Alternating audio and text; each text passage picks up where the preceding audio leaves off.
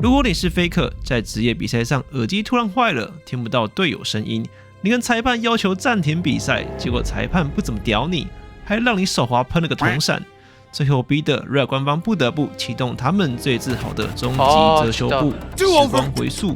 强行把比赛倒转，才勉强擦干净这坨公关灾难。堂堂一个市值100亿的全球电竞游戏帝国，为什么赛事系统会错落到需要开发擦屁股来救场？你以为这种荒唐的技术崩溃，只有顶级职业选手在比赛时才会遇到吗？错了，英雄联盟的史山代码藏着一个比游戏 bug 更让人绝望的底层漏洞。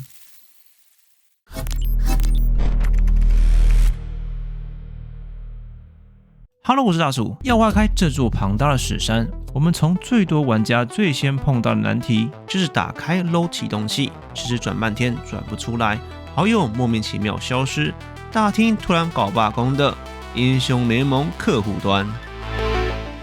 大部分玩家，包含我，都认为这大厅难道就不能换好一点吗？每次都要特别把那该死的大厅特效手动关闭。你以为是动画或特效在搞你吗？实际上，你点开的根本不是游戏，它就是你常常用来打开脸书、YouTube 之类的 Google 浏览器。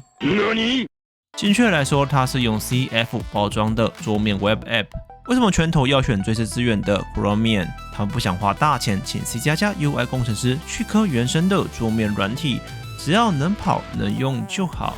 再加上当初的 LOL 根本没预想到能做到那么大，他们一开始哪有这么多功能需求？新活动、通行证、商城、战机任务、新模式、金雕等等。而 C++ UI 是最省资源且启动速度最快，但缺点是人才非常少。这就是目前最荒谬的情况，你花了一堆台币抽造型，电脑插着一张5090这种有着32GB 大 VRAM 的顶级显卡。当你满心欢喜要点开启动器，准备要去 ARN 大乱斗开抽大杀四方，结果跑出 LOL 的大字，什么屁都没发生。为什么？因为客户端本质就是个破网页浏览器，当你网页坏掉，它是不会显示任何错误。最有趣的是，近期拳头在大厅做的互动活动，有解谜任务、视觉小说，还有大家玩很疯的放置的城堡资源管理。大家还开始赞叹：哇，拳头越来越用心，在大厅里面还有小游戏耶！你玩的不是现代化程式码游戏，而是玩20年前那种吃资源怪兽的网页小游戏。等你玩腻的小游戏准备寻找对战，其实都还是一个随时会崩溃的网页连接。一直当你选角结束后，进入玩家载入画面，才是脱离客户端的诅咒。所以你终于懂为啥你开始玩游戏时会有该死的2个视窗。有时缩小画个脸书，还不小心切错视窗。当选角倒数归零，这个网页客户端会把你的账号资料打包，像踢皮球一样强制踹给另一个完全独立的程式，也就是游戏本体 C++。这时候跟我一样有经历过 S1、S2 的骨灰级老玩家可能会想，大叔，以前组队找到人，咚，3不5时就崩溃的旧版大厅，也是这破浏览器吗？确实，客户端最一开始全都用的是一个更古老与人尽棺材的 Flash 与网页混合包装技术，叫做 Adobe Air。到了2006年，拳头终于受不了 Adobe Air 的限制，发了一篇为什么要更换客户端的文章。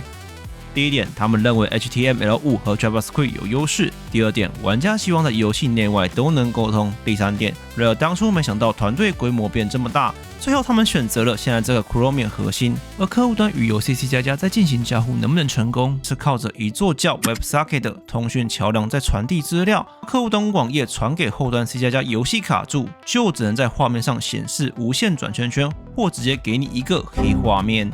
当你顺利载入游戏，心想终于没事了，可以好好玩一把游戏。来，我给各位看一篇2018年拳头官方工程师亲自发布的技术忏悔文。当时全北美伺服器的玩家在经历了几次版本更新后，平均帧数莫名其妙的从97帧暴跌到80帧，也就是说，整个游戏的每一帧运算凭空蒸发了2毫秒。拳头的工程师翻遍了几万行程式码，抓破头想说到底是哪个该死的史山技能把伺服器 CPU 资源吃掉了。结果呢，凶手根本不是游戏里的技能，而是这个躲在背景的英雄联盟客户端。我们刚刚才说过，游戏本体的 C++ 程序要跟客户端不断做沟通，每隔一段时间就会去敲门问客户端，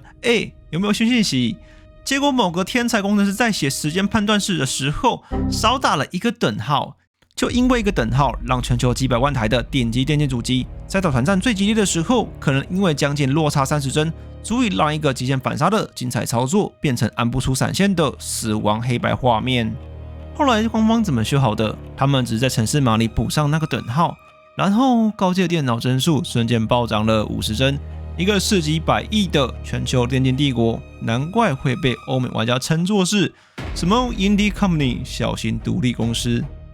或许是被骂了10几年，终于醒了。官方有打算在明年推出全新的客户端，我个人猜测高几率客户端直接 C++ 跟游戏本体 C++ 融合，但也有小几率是 Chromie 原用，只是单纯减少那座常常断掉的通讯桥梁而已。刚说的游戏掉帧或是打零卡死都只是小打小闹，接下来才是毁灭级的漏洞。根据 T1 粉丝在 X 上转述， T1 总经理 Baker 当时公开直播说 IP 是因为漏客户端暴露的，但实际上这对充满漏洞引发的毁灭性比你们想象中的还要严重100倍。它不仅是你的效能，还差点杀死英雄联盟唯一的真神。2024年震惊全球的 T1 DDoS 断线事件，很多人认为这是 T1 的特例，骇客是破解了 T1 总部的企业防火墙。这根本是笑话 ，T1 背后可是韩国最大电信商 SKT。你想跟 SKT 打频宽战，人家拔个插头你就没了。T1 之所以防不住，是因为骇客根本没有踹门，有极高的可能是他们拿着Rare官方不小心弄丢了钥匙进门的。这一切因果要回到2023年，根据 Breaking Computer 的报道，当时 Rare 遭到骇客勒索1000万美金。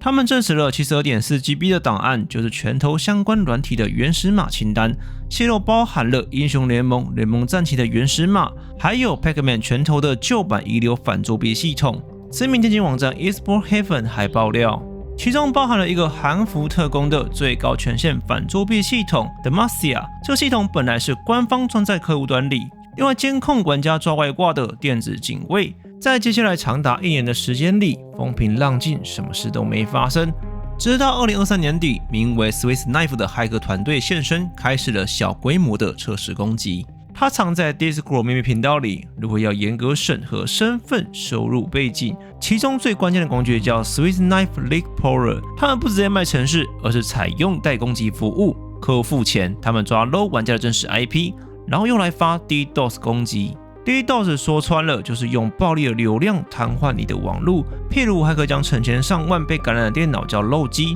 组成一个僵尸网路。骇客会向漏机群发送指令，让他们在同个时间对目标 IP 发动大规模请求。你就想象几十万玩家同时上线，挤爆游戏伺服器的意识，当然游戏最后会崩溃断线。虽然没有官方铁证直接指出 Swiss Knife Leak Power 就是利用 Demacia 源码做出来的，但有几个强烈线索指向了这一点。韩服与日服都安装了 Demacia 这个客户端反作弊，而中国、欧美伺服器都没有，攻击也几乎只发生在这2个伺服器上。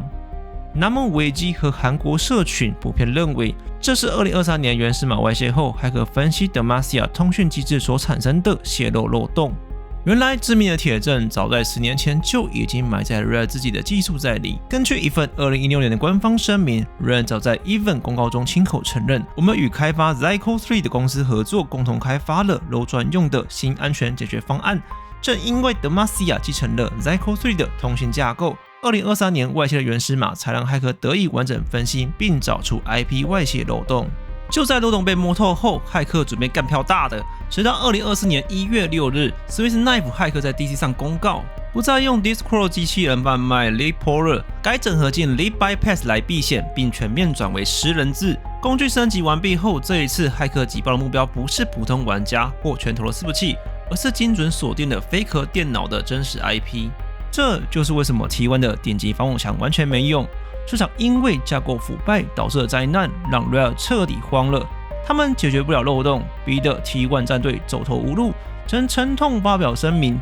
无限期停止实况。既然 DDoS 和 IP 的外泄的漏洞修不好，那这家市值100亿的巨头是怎么自救的？前面说过，拳头的原始码早被骇客泄露，导致外挂与机器人脚本全面失控，玩家的怨声满天飞。而 T1 遭遇的10级 DDoS 攻击，彻底成了压垮拳头的最后一根稻草。无计可施的 Rare 选择最荒谬的战术，转移焦点。在2024年5月，他们跑去换了一把最高权限的门锁，冒着把整栋大楼炸的风险，相信把会让玩家电脑蓝屏的特战英豪 Vanguard 防作弊系统塞进 LoL 里，这一切只为了向玩家制造一种拳头有在做事的幻觉。结果呢？想必各位都猜到了，他们一直拖到 Faker 拿到第5关的时候，才转头跑去 HackerOne 漏洞宣传网站，挂出了一个高达10万美金的专项奖金，近乎乞讨的向全世界求救。10万美金，Rare 卖一个 Faker 的签名阿里造型，一天就能赚进100万元美金。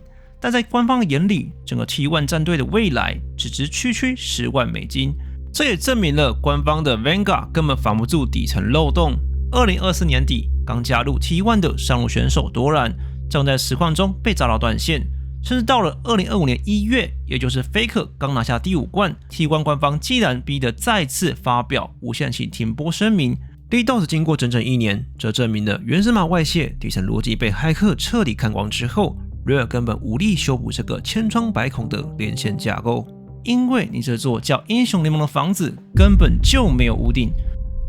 这时有人会说：“大叔，你在讲什么 ？T1 都正常直播多久了？现在完全没听到DDoS的事情发生，为什么要一直翻旧账？你以为这长达2年的 DDoS 战争能画下句点，这拳头10万美元奏效了？别傻了！如果你仔细看这张图，拳头给出了 DDoS 10万美元悬赏内容，根本上就不是防堵还可以用 Lead Bypass 的抓真实 IP 手法。这10万悬赏条件是不需要同一场游戏，不需要是好友，甚至不需要玩家上线玩游戏。这代表什么意思？拳头想防的是职业赛被 DDoS。2024年春季赛 T1 VX Fox 有史以来观看体验最差的赛事，光是第一场比赛就被暂停5次，最后甚至出现网络完全断线的状况。选手们在极差的环境下硬是打完第一场比赛。第2场因为持续攻击 ，LCK 直接宣布改成闭门预录播出，没有现场观众，也没有直播。这类漏洞更可能是伺服器端匹配系统 Session 管理后端 API 的生成 bug， 而不是选手在练习中暴露真实 IP。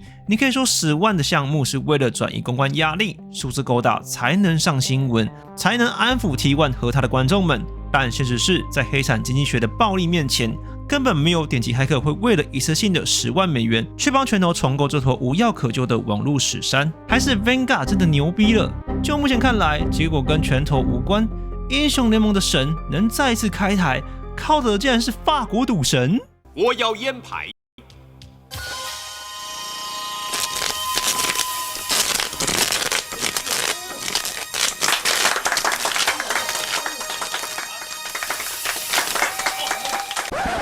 我是说法国警察，最近 Telegram 改变了隐私政策，开始配合警察抓人，因为 Telegram 隐匿性曝光，导致那些在黑市卖 DDoS 服务的骇客们集体跑路，所以想搞低成本攻击 T1 的坏蛋，不是不想搞，是没得搞了。虽然 Swiss Knife 的工具能抓到真实 IP， 但没有漏记要实现 DDoS 也是白搭。再加上 T1 自己花重金架设了企业级代理 VPN， 每天像逃犯一样疯狂换 IP， 才能降低暴露风险。至于官方给的那个把 ID 变成英雄名称的实况主模式，别闹了，那只是防止有人实况继续有用而已。封包里的真实资料根本没变，甚至 Rare Media 都在 X 上承认，我们花了几个月修补了之前的漏洞，结果骇客马上换了个新手法，我们之前写的防御代码现在全都是废纸。好笑的是 Reddit 上有人留言 Jensen 尝试拿下他对 Faker 的唯一一胜，在 LoL 里说到 Jensen 就只有 C9 中路 Jensen。你们知道 Jensen 早期 ID 叫 Incarnation， 他不是嘴臭，当年还公开承认，只要在高端场打不赢对方，就直接请对方吃一炮 DDoS， 强制对面直接断线赢积分。Rare 在2013年初对他下达了最高级别的制裁，终身禁赛且封锁他所有的账号。直到2015年 ，Rare 为了推动电竞联赛的发展，加上 Jensen 展现出了极大的悔意，官方才解除了这项终身禁令，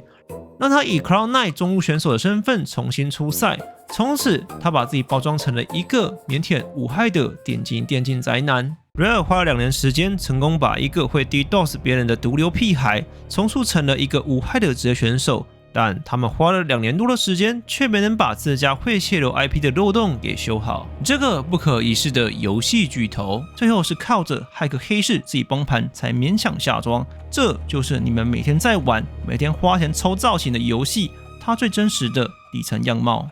说了这么多，接下来我们要进入史山代码的正题，到底是拳头在偷懒不改，还是真的逼不得已做出了艰难的决定？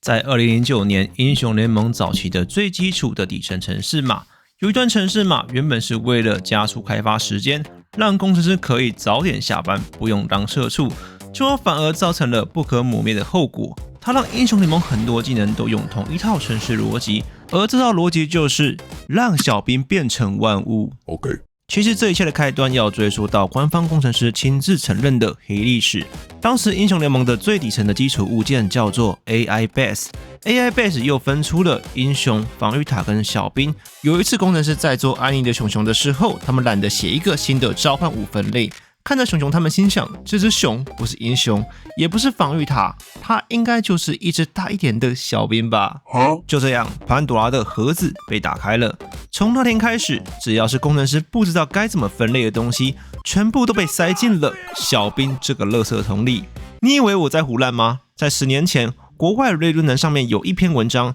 直接调出了拳头官方工程师的公开自白。Po 文的这位玩家在制定对战的温泉里，跟朋友无聊利用温泉补眼时的机制，疯狂对着家里插眼。插着插着，他们发现一件超诡异的事：明明站在温泉里面一步都不动，但在右上角的吃冰术居然开始随着他插眼的动作，莫名其妙开始增加了。为什么会这样？low 的眼在场上是有上限的，当眼超过一定的数量，插新的眼，旧的眼消失后，就会在地上留下一个守卫残骸。这个残骸的底层程式码就是一只实打实的小兵。当地上的残骸数量达到上限，最旧的残骸被系统强制删除时，这奇葩系统的计算逻辑居然判定插眼击杀了这只眼，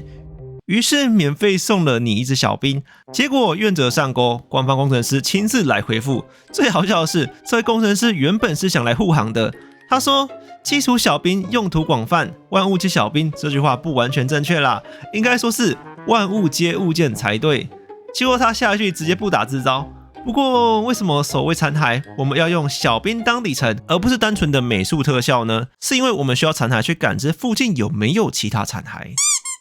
听懂了吗，各位？这就是 Rare 工程师的极致偷懒。只要他们今天需要一个能预算、有视野、能被感知的东西，他们懒得从头写一套新的分类逻辑。他们最爱的做法就是去资料库里把写好的小兵复制贴上，然后套上一层隐形斗篷。当大家以为这件事之后，他们多少会留意一些。结果就在6年前 ，Rare 官方在退取的开发者访谈实况上，再次亲自证实了这场灾难。当时左边的主持人抛出了一个超扯的历史 bug。Where if Xerath was queuing down the lane and Tryndamere was spinning up the Xerath queue, he would get like 20 CS because at this time,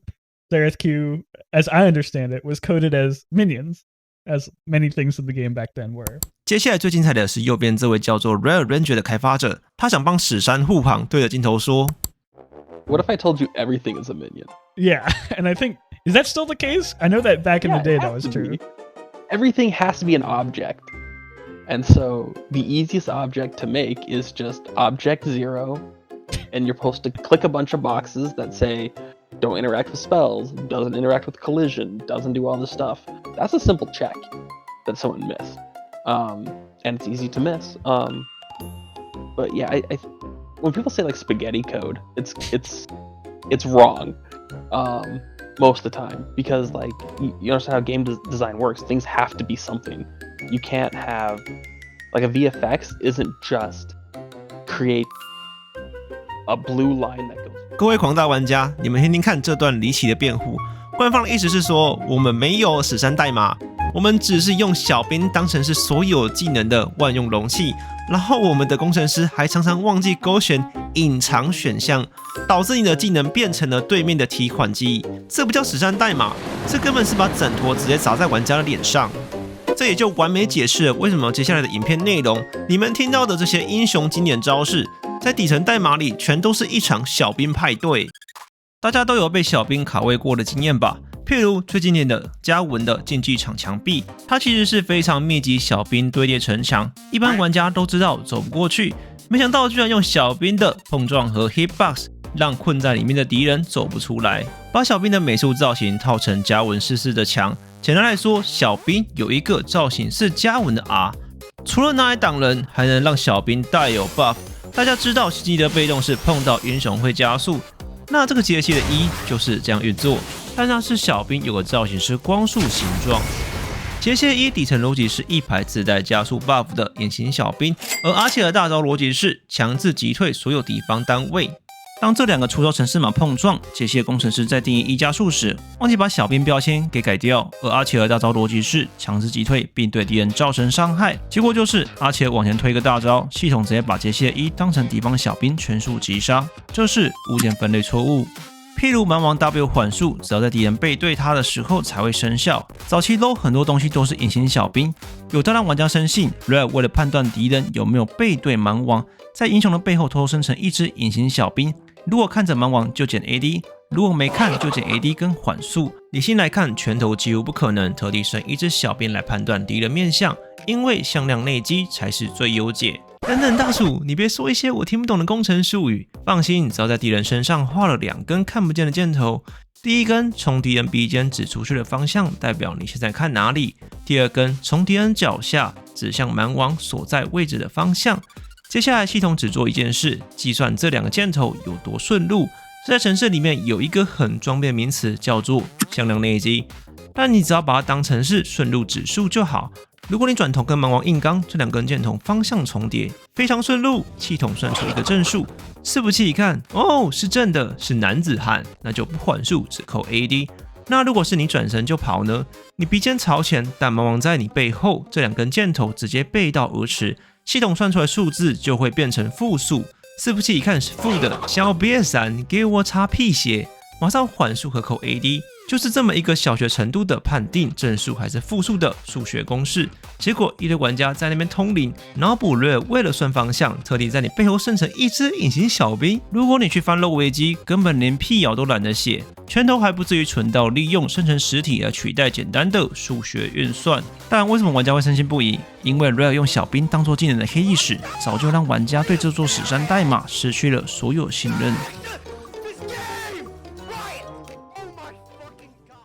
嘉文的 E 棋子跟色雷系 W 灯笼本质都是隐形小兵，有在玩英雄联盟的都知道，棋子可以直接传送，但你有没有想过，它的传送的本质就是因为它就是小兵。同样的，色雷系 W 灯笼也是，它能够传送，但也能用灯笼卡别人，因为色雷系的 W 灯笼被赋予了碰撞盒。嘉文的 E 棋子也是一样能够卡位，甚至在别人走在狭角的转角时，更容易使对方卡在墙角与棋子的缝隙之间。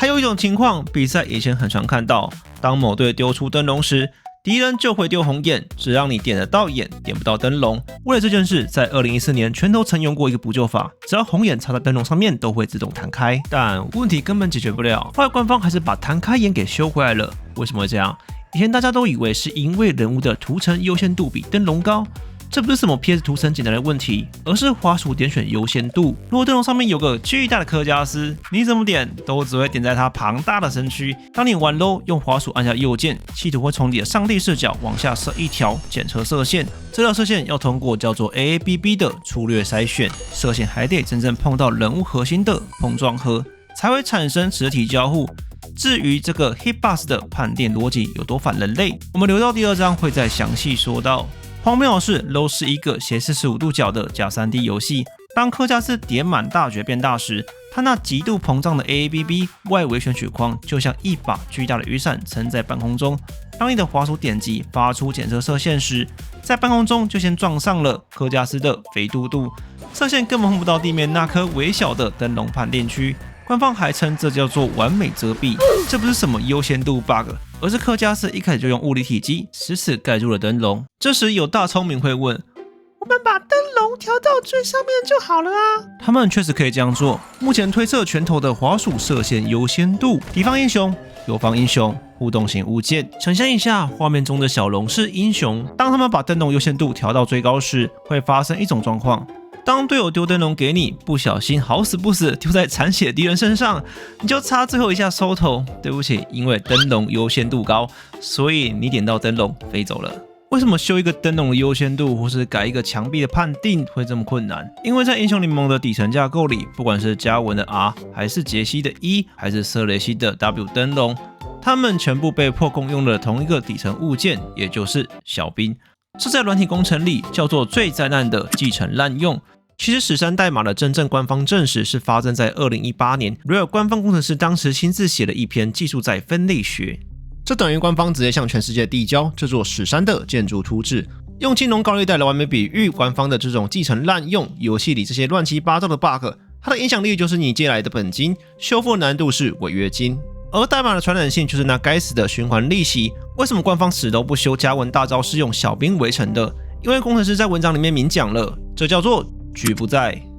它虽然蠢，但它不会传染，影响有限。与其去动这个底层小兵，导致整个游戏崩溃，不如放着让它烂。这篇文章的留言引来很多技术仔都表示写得不错，但有一位自称会16种语言、写了10年程式的资深工程师在留言区大暴走。他痛骂 Rare 团队充满了无知和糟糕的程式码，扬言这就是玩家跟实况组退坑的真正原因。这就是游戏界的黑色幽默。写程式做游戏的人在研究如何让史山不炸掉，玩游戏的人却在研究如何不掉进屎坑。Rare 工程师在那边分析金融模型和传染性，讲得自己好像在拍华尔街之狼一样，但他们忘了游戏是给那 99% 的玩家玩的，不是给那个 1% 坐在冷气里面连加文 EQ 闪都按不出来的工程师写论文用的。当这1%的人决定为了省事，在召唤峡谷受苦的是另外 99% 玩家。这不是什么技术在管理，那只是包装的让玩家觉得好听的话术，实际上就是技术傲慢。终于我们了解了刚刚提到的嘉文44大招的奇葩设计，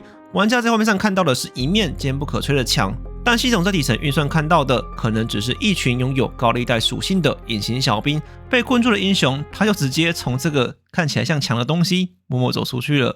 还有犯使用E技能，目标背后明明没有墙壁，貌似棋子也被当成墙壁，就莫名其妙却被晕眩了。棋子跟灯笼两个隐形小兵交织在一起，就造成点不到灯笼的窘境。最后英雄联盟变成了灾难。原来大家早期常说的 bug 联盟，其实一直都是小兵联盟。所以以前每当 bug 发生时，国外玩家最爱调侃所有东西的底层程式码都是小兵。近年来，像是 RareXT 这些官方设计师也开始在实况或社群上澄清，英雄联盟已经不再是万物皆小兵了。有趣的是，如果你最近去翻 Vendor 的频道，你会发现他好像真的抓不到新英雄有隐形小兵的 bug 了。甚至在 Rare 官方工程师的 Nancy 发布的魔兽成群模式幕后技术文章里，官方也明确证实，他们为了做这个生存模式，终究舍弃了旧程式码，采用全新的底层架构。听起来很励志，对吧？官方终于浪子回头，不再把万物当成小兵了。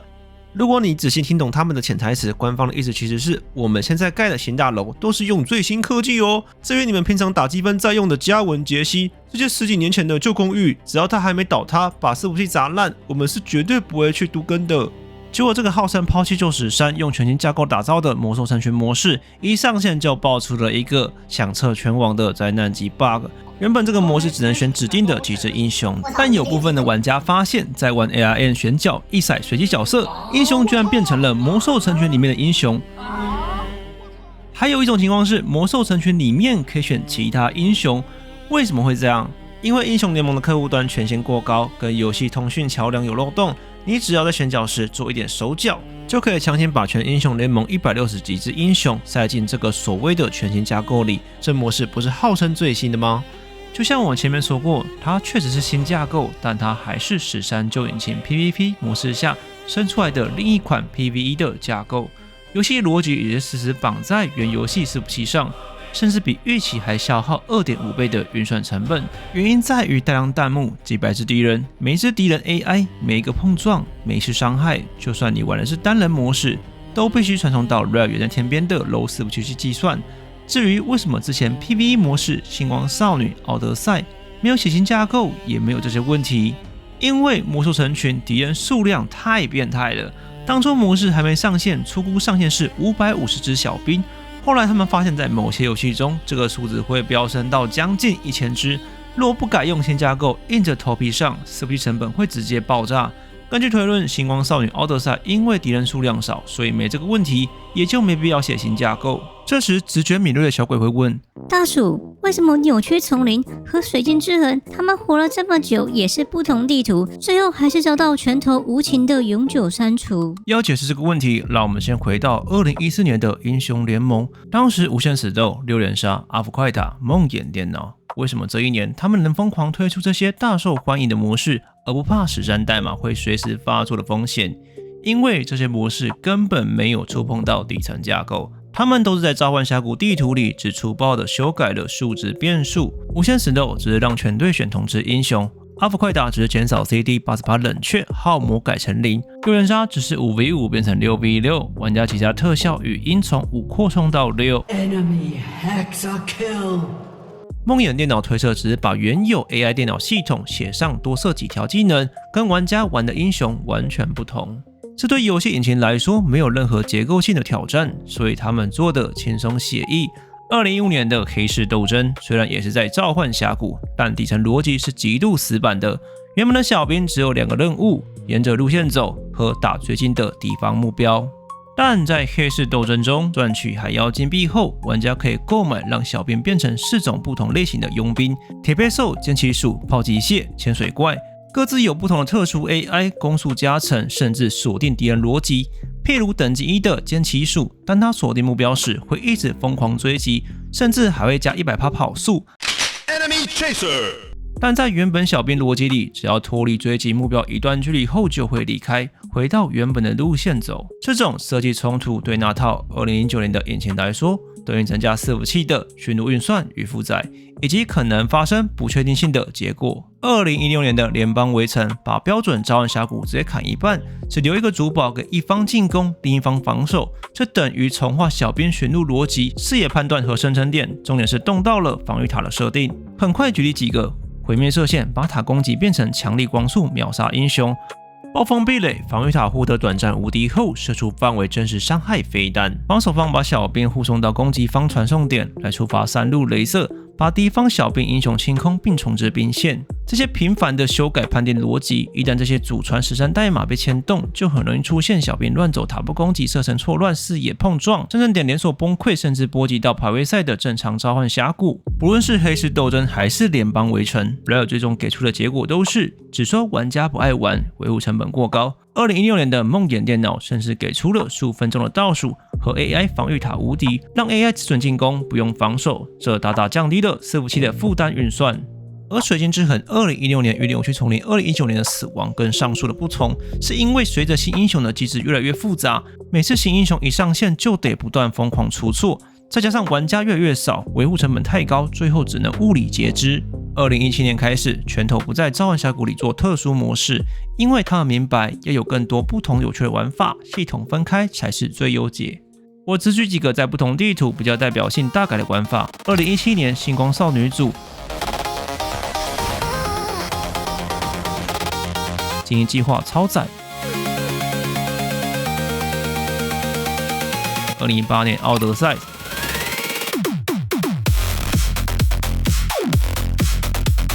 3点奇迹。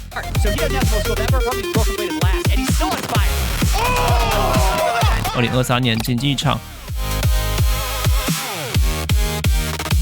2024年魔兽成群。2025年救急乱斗。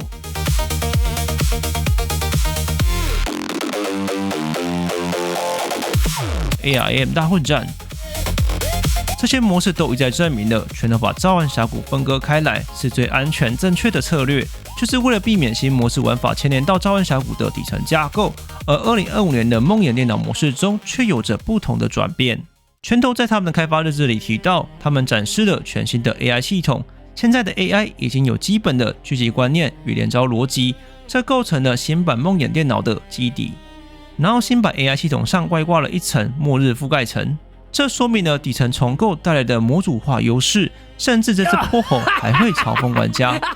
官方无情自嘲2016年的巨大提摩看起来很猛，但底层逻辑蠢到不行，他以前真的就只会走路。把魔兽成群的 BOSS 模式的逻辑搬到现代化的 AI 系统里，正是拳头尝试做出改变的证明。但就算如此，这终究只是在烂基底上换了套新家具。现在都2026年了，全球最大的 low bug 稽查员 Vandalo 还在持续输出。他或许找不到新英雄的小兵 bug， 但他每一支新的 bug 影片都在无形撕下英雄联盟稳定的假象。在城市码的世界里，1就是1， 0就是0，不会说谎。设计师确实有在改进 low， 但他们选择性展示的背后，真正意思是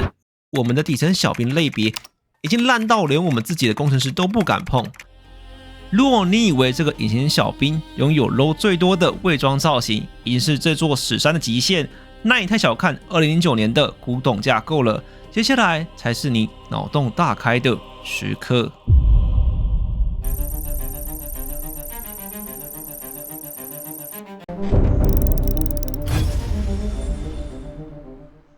前面我们说过，英雄联盟是一个万物皆小兵的荒谬架构。实际上还有另一个更头痛的设定，大家一定遇过站在河道往平面上丢技能，例如进的 W 或是奈德利的标枪，靠，明明画面上看起来没中，但系统却判定打中了。这是什么破系统？看起来明明打中，不是，这家伙是不是开挂？却没有打中，为什么会这样？因为英雄联盟是一个没有真正 Z 轴的 2.5D 游戏。玩家在游戏视觉上看起来有河道、有高地、有平地，就像是陆地 Z 等于20，河道 Z 等于0。但 low 的碰撞系统本质上是 X、Y， 但没有 Z 高度。不管你人站在何处，每个人都是处在同一个高度。地图高低差纯粹是视觉欺骗，当你被击飞的时候，实际程式碰撞只接收 X、Y。你的物理碰撞盒其实还乖乖留在原地上，只有你的美术图层被移到了画面上方。这就是为什么河道的高低差会导致视觉弹道与实际弹道完全错位。每次我玩维加提摩的时候，我都很想吐槽，为啥约德尔人这么矮，还会被希维尔的 Q 打中？既然说到没有 Z 轴，老玩家一定看过那个最经典的飞天，当牛牛把敌人敲飞时，或是其他技能击飞或击退状态叠加，会让敌人直接飞到外太空去。为什么？因为这破引擎根本没有重力的设定。在底层程式码里，击飞只是晕眩加上美术图层往上移。当两招技能击飞或是跟位移技能做搭配时，系统不会算什么物理抛物线，它只会像个智障一样把高度相加。于是你的英雄上了太空，但你那可悲的碰撞盒还在原地，所以停止你们的幻想，人物跳或飞起来可以躲过地面的攻击。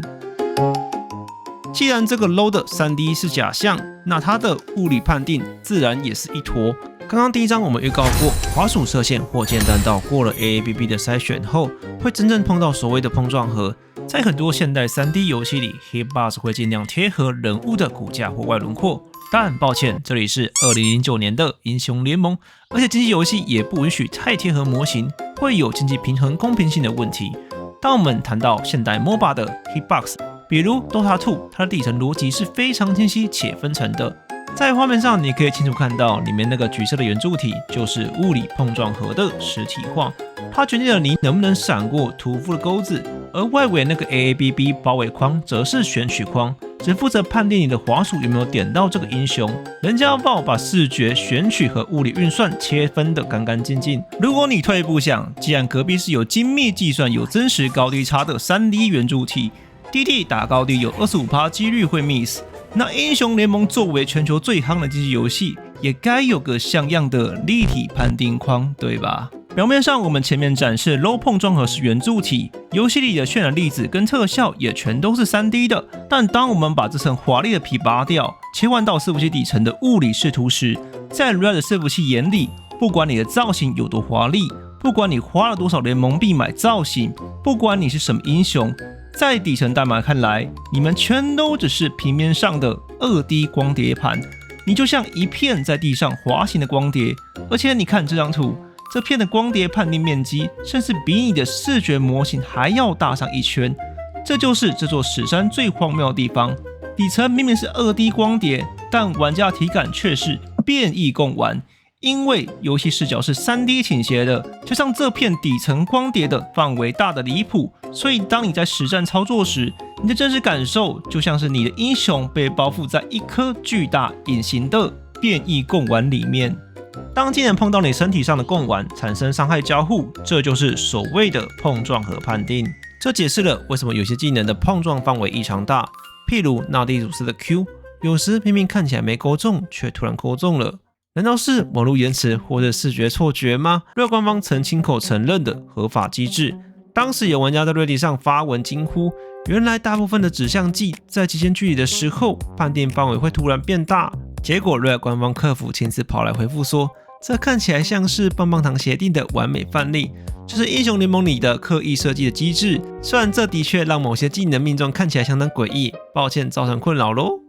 只要我不尴尬，尴尬了就是玩家。他们硬生生把一个荒谬的物理判定包装成了我们就是这样设计的哦的游戏特色。这个棒棒糖判定到底是怎么运作的？纳蒂鲁斯的钩子在系统里是一个带着圆形判定的长方形，当这个钩飞到极限距离却没有打到任何东西时，系统为了所谓的鼓励进攻或是弥补视角误差，会在技能的最末端突然膨胀出一个更大的圆形判定区，形状就像是一根棒棒糖。只要微微插到你身上的变异贡丸，碰撞盒的最外围边缘，不可思议的命中发生。接着你的指向技能就会像被磁铁吸住一样，钩子瞬间到目标脸上，这就是拳头给玩家的贴心设计。马上留言让我看看有多少受害者是被棒棒糖机制给害惨的。雷欧娜的也是一样，明明根本没击中，却还是被控住了。还有某种极端情况下，系统甚至会把你自己的肉体碰撞盒强行拉成一条横跨地图的光剑。老玩家一定遇过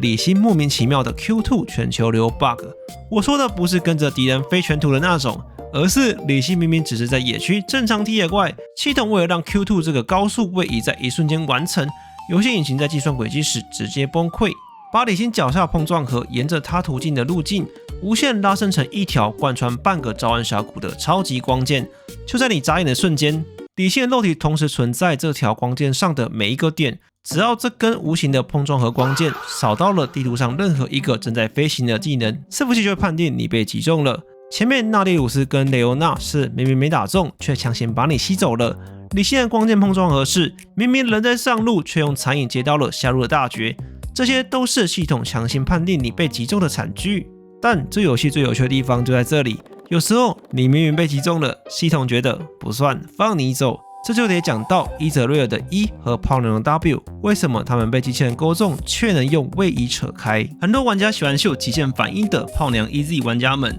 别再吹嘘你们的反应速度了。你们能在被勾中的瞬间扯掉，不是因为你们操作超越了系统，而是因为 Red 的老引擎指令序列是个不核对身份的薪水小偷。炮娘 W 跳走，伊泽瑞尔 E 走，都有一个 0.25 秒的前摇动作。以技术角度来看，炮娘 W 流程像是按下技能 0.25 秒前摇，技能锁定，技能效果触发。在这个破烂的架构里，只要炮娘按上 W， 这份跳跃指令就已经送进伺服器锁死了。所以在最后的那 0.1 秒，技能确实勾中你了，游戏画面上也真的显示晕眩。但只有那 0.25 秒的前摇一结束，就会强行触发技能效果跳走。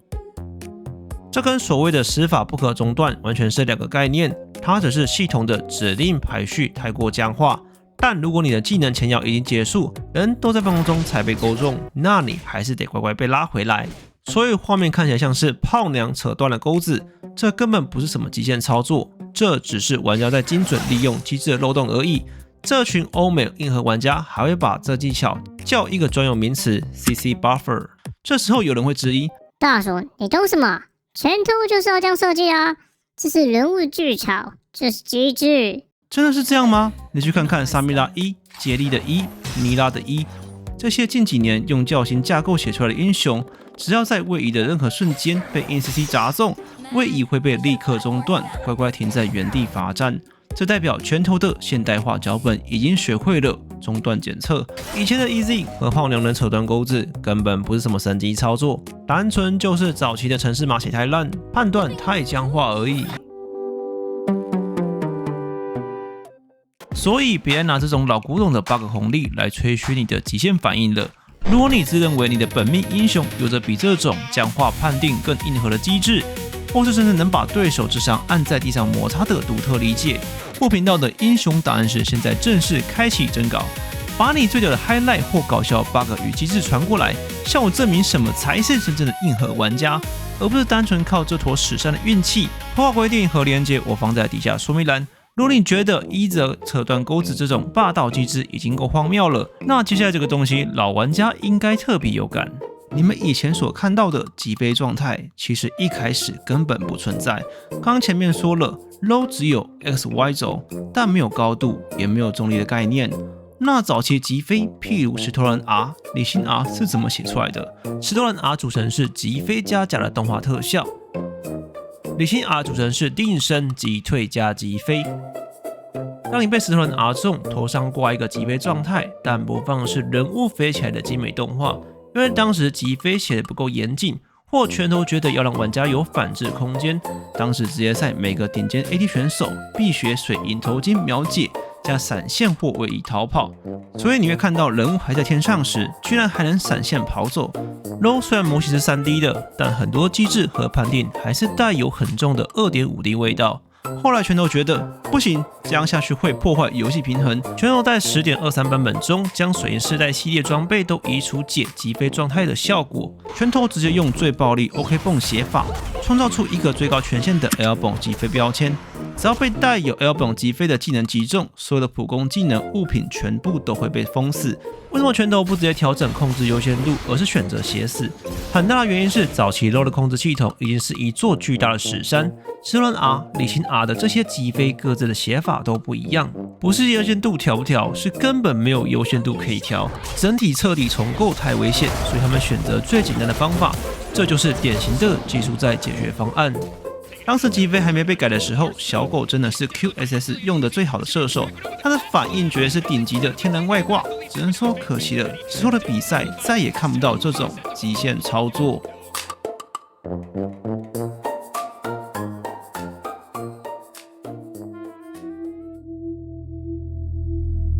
当空间、物理判定都勉强维持运作时，我们来看看英雄联盟的时间管理。大家都见过达瑞斯或是被他抓过的经验吧？靠，我明明闪现位移跑走，为什么还是被达瑞斯一拉回去？甚至你的人已经闪现过强了，却奇妙的被拉走。很多人以为这是 ping 太高的问题。当你在玩 LoL 的时候 ，ping 代表你的网络速度，但实际上 LoL 还有一个叫伺服器更新率。什么是 tick？tick 本质是伺服器的时间切片。英雄联盟的世界不是连续的 ，LoL 大约每秒30次。伺服器每33毫秒才看一次世界，更新英雄位置，检查技能碰撞，结算控制效果，同步所有玩家。中间32秒空窗期，伺服器其实什么都没算，你就想象有个队友每32毫秒会断线一样。如果两个英雄在那一瞬间刚好重叠，系统就会认为命中已经发生，不管下一个瞬间它飞到多远，伺服器只认结果不认过程。英雄联盟伺服器不是看英雄现在在哪，而是看上一帧到下一帧移动的那条路径。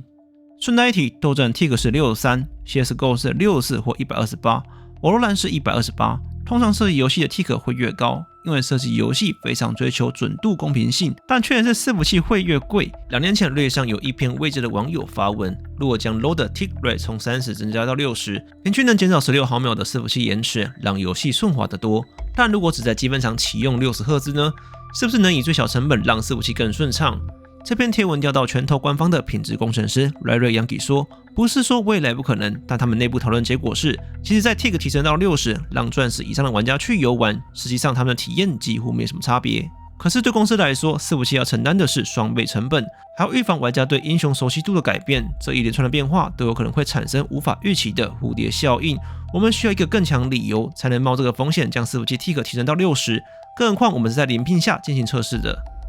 这就是拳头这种大公司的考量。就像万物皆小兵一样，只要一个东西还能用，在玩家彻底暴动之前，他们当然不可能自以为是的提升伺服器 tick。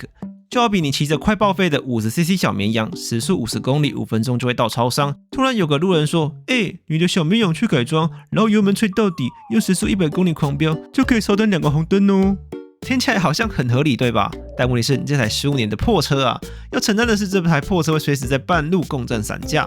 英雄联盟为了省伺服器成本，让玩家活在一个每秒钟都在卡顿的平行时空里，就算给你们 tick 提升到128，玩家也只会在那边嘴炮搞人，但玩笑归玩笑，我们来看点硬核的底层真相。你们知道，其实英雄联盟大部分的技能存在一个对高端玩家甚至职业玩家极度致命的设定吗？那就是0.25秒的谎言。在拳头其实严格的伺服器效能里，前面说过每一个 tick 是 0.033 秒。来，我们算一道国小数学题，0.25秒除以 0.33 秒等于 7.57 个 tick。伺服器遇到这种小数点怎么办？这13代码绝对不可能好心的给你提前变成7 tick， 而是无脑四舍五入的变成8 tick 才结算。这代表什么意思？意思是你在游戏面板上看到所有 0.25 秒司法前摇、0.25 秒状态扫描全都是谎言，甚至只要无法被 0.33 秒整除的技能持续时间，那微乎其微的几毫秒的误差，让该活的人被系统强制送回温泉，让该死的人靠着底层 bug 极限逃生。这时候比较聪明的观众或老玩家就会说，既然防御塔是每剩3毫秒才扫描一次，那我能不能卡在这个空中期偷打人？方向对了，但严格来说，防御塔不攻击塔下白嫖人，更像是仇恨卡死。时间回到2017年8月，当时理论上有一篇将近5000推的文，防御塔仇恨漏洞记忆重现，实际上已经破坏了游戏平衡。当时的防御塔就像个大脑单线程的警卫，当他锁定小兵准备开火的那一瞬间，大脑会进入短暂的处理盲区。有些钻漏洞的玩家会算准防御塔杀死目标，准备切换0点多秒的死角，在塔下偷点敌方英雄，然后防御塔完全就像没看到一样。这不是系统没记录到伤害，而是伤害发生在防御塔大脑卡死的瞬间，仇恨重判的时间点还没到，所以防御塔装瞎到底，完全不会转移仇恨，让你完美白嫖塔下伤害。直到几周后的 7.17 版本更新，官方才终于在修复公告里写下这段话，修正了一个 bug。这个 bug 导致玩家在防御塔击杀单位并寻找新目标的瞬间攻击敌方英雄时，不会吸引防御塔仇恨。回过头来 ，T 瑞漏洞更像是一个理论上的破绽，听起来很合理，但实际上几乎没办法。你在游戏里看到的塔的动画、攻击的节奏，跟伺服器真正在扫描的时间点根本对不上。就像我用模拟器实测，你没办法看着画面去判断伺服器现在是睁眼还是闭眼。网络延迟加上操作从电脑回传伺服器，就是有时间差，要就能卡进一个33毫秒的缝隙，现实中根本无法稳定执行。那有没有什么例子是 T 瑞比例占大因素的情况？刚刚前面说 WS1 把你拉回已经很不讲理 ，T 瑞比例顶多占了20到30%，但说到早期版本的244W T 瑞比例占70%，绝对是最经典的 T 瑞的漏洞。这个画面老玩家一定不陌生，当玩家被244W 击中，最后一刻交出了极限闪现，人物确确实实的闪出了 W 范围外，结果还是被拉回来了。这在物理上叫做逃出升天，但在30赫兹的伺服器里，这叫做命中。很多玩家以为这是因为你的极限闪现和244W 的结束的那张判定快照，刚好落在了同一个33毫秒的运算周期里。然后伺服器判定 W 拉回大于闪现，真实的情况比这还要荒谬7倍。直到2024年2月的 14.4 版本更新中，瑞尔设计师针对全游戏的锁链机制，包含费德迪克 W、伊洛伊、伊卡玛 W、勒布朗伊等等，他们终于承认旧版代码的缺陷。原来过去这10几年来，锁链技能的判定根本不是跟着33毫秒的 T 瑞走。瑞尔为了节省伺服器效能，在锁链代码上彻底偷懒，硬生生写了一个每 0.25 秒才扫描一次的降频检测，整整250毫秒，就是为什么你明明闪出去了，却还是被244硬生生拉回来的原因。因为你闪现的时候，伺服器那个 0.25 秒的雷达停留你人还在 W 范围里面的画面。到了 14.4 版本，官方终于把这个机制改成了区域即时检测，只要目标离开区域，链子立刻断掉，不再有那个瞎子死角。眼见观众应该发现了，那张改版图明明没244，为什么我一直说244W 的 T 瑞也被烟化了？事实上，在 14.4 版本更新前几个星期，瑞尔设计师 Amstead 就在他的频道先解释锁链改动。除了他说的降频检测以外，更令人惊讶的是，设计师自己爆料，244W 是全游戏唯一早就用了区域即时检测先进技术的技能。This one, as I mentioned, was the only tether that was actually previously using the area trigger system. However, it has a notable flaw. A lot of people are... 所以在 low 危机中才没被加入 T 瑞优化名单。而是另外在技能写下 bug 修复，尝试修复了目标在最后 0.25 秒逃出范围，却还是被硬扯回来的异常判定。那为什么玩家闪现出去还是会被拉回来？ So It was using the area trigger system, but it wasn't properly implemented the first time. 因为写这段程式码的 Rare 员工，他把范围检查跟拉回执行写成了2套互相独立的逻辑状态。However, because the essentially area trigger was controlled by a separate buff than the pull, what was happening was that when the area trigger and the buff were expiring on the same frame, 当玩家在 W 结束前的最后0点几秒闪现出去时，这2个条件刚好在同一个 tick 到期，因为系统清理数据的顺序出了错，它已经跑掉了不要拉人的取消指令，被排在了时间到了执行拉回的指令之后。结果就是伺服器先执行了拉人，才发现你已经闪现出去了。Because of the way the server handles cleaning up buffs and things like this, sometimes there was an issue where the cleanup, the cleanup would cause it would cause a action queuing such that the logic wouldn't kind of get transmitted to the pulling buff in time. And 当你看官方终于好好重视熟练技能，但根据 bug 守恒定律，搞笑的事又发生了。就在 14.4 版本过没几天 ，Ready 的2SARS 专精版上开始有人抱怨，敌人在2SARS W7000居然可以像是什么事都没发生一样正常的走出去了。像这个例子，卡桑蒂第一次被击中有伤害，接着走出去时确实触发第2次伤害，这时要把敌人拉回来才对。虽然看起来是在范围外，但2SARS 的 W 2段伤害代表着触发拉回，很明确2SARS W 被搞出了个 bug。然后你再看这个案例，这是2025年4月，金科是在2SARS W 期间最后0点多秒拉灯笼跑走，结果还是被2SARS W 拉回来，怎么会这样？拳头不是说改成区域检测了吗？连网友都戏称这是薛丁格的锁链技能的系统灾难才刚优化完，同个月防御塔的崩溃却开始在玩家身上不断重演。让我们来看看这段含金量极高的官方技术忏悔。就在 25.07 版本，防御塔突然出现了一个大规模发疯的 bug。一般来说，防御塔会瞄准目标，直到目标死亡才会转换到下一个，但防御塔却莫名其妙乱换目标。结果拳头的平衡设计主管 Freak 亲自拍片解释，这个 bug 的起因居然是因为他们加了一个换线检测系统。你一定满头问号，换线检测跟防御塔仇恨有什么关系？这就是英雄联盟13代码最荒谬的地方。为了做换线检测，系统给小兵上了一个叫金币重定向的底层指令。这原本是给艾尔文的黛西或阿奇尔的煞兵去吃兵杀人打防御塔，把赚到的钱转交给英雄的程式码。当换线保护时间结束时，现在英雄得乖乖的自己围刀才有钱赚。工程师懒得写新的解除指令，直接叫全场的小兵：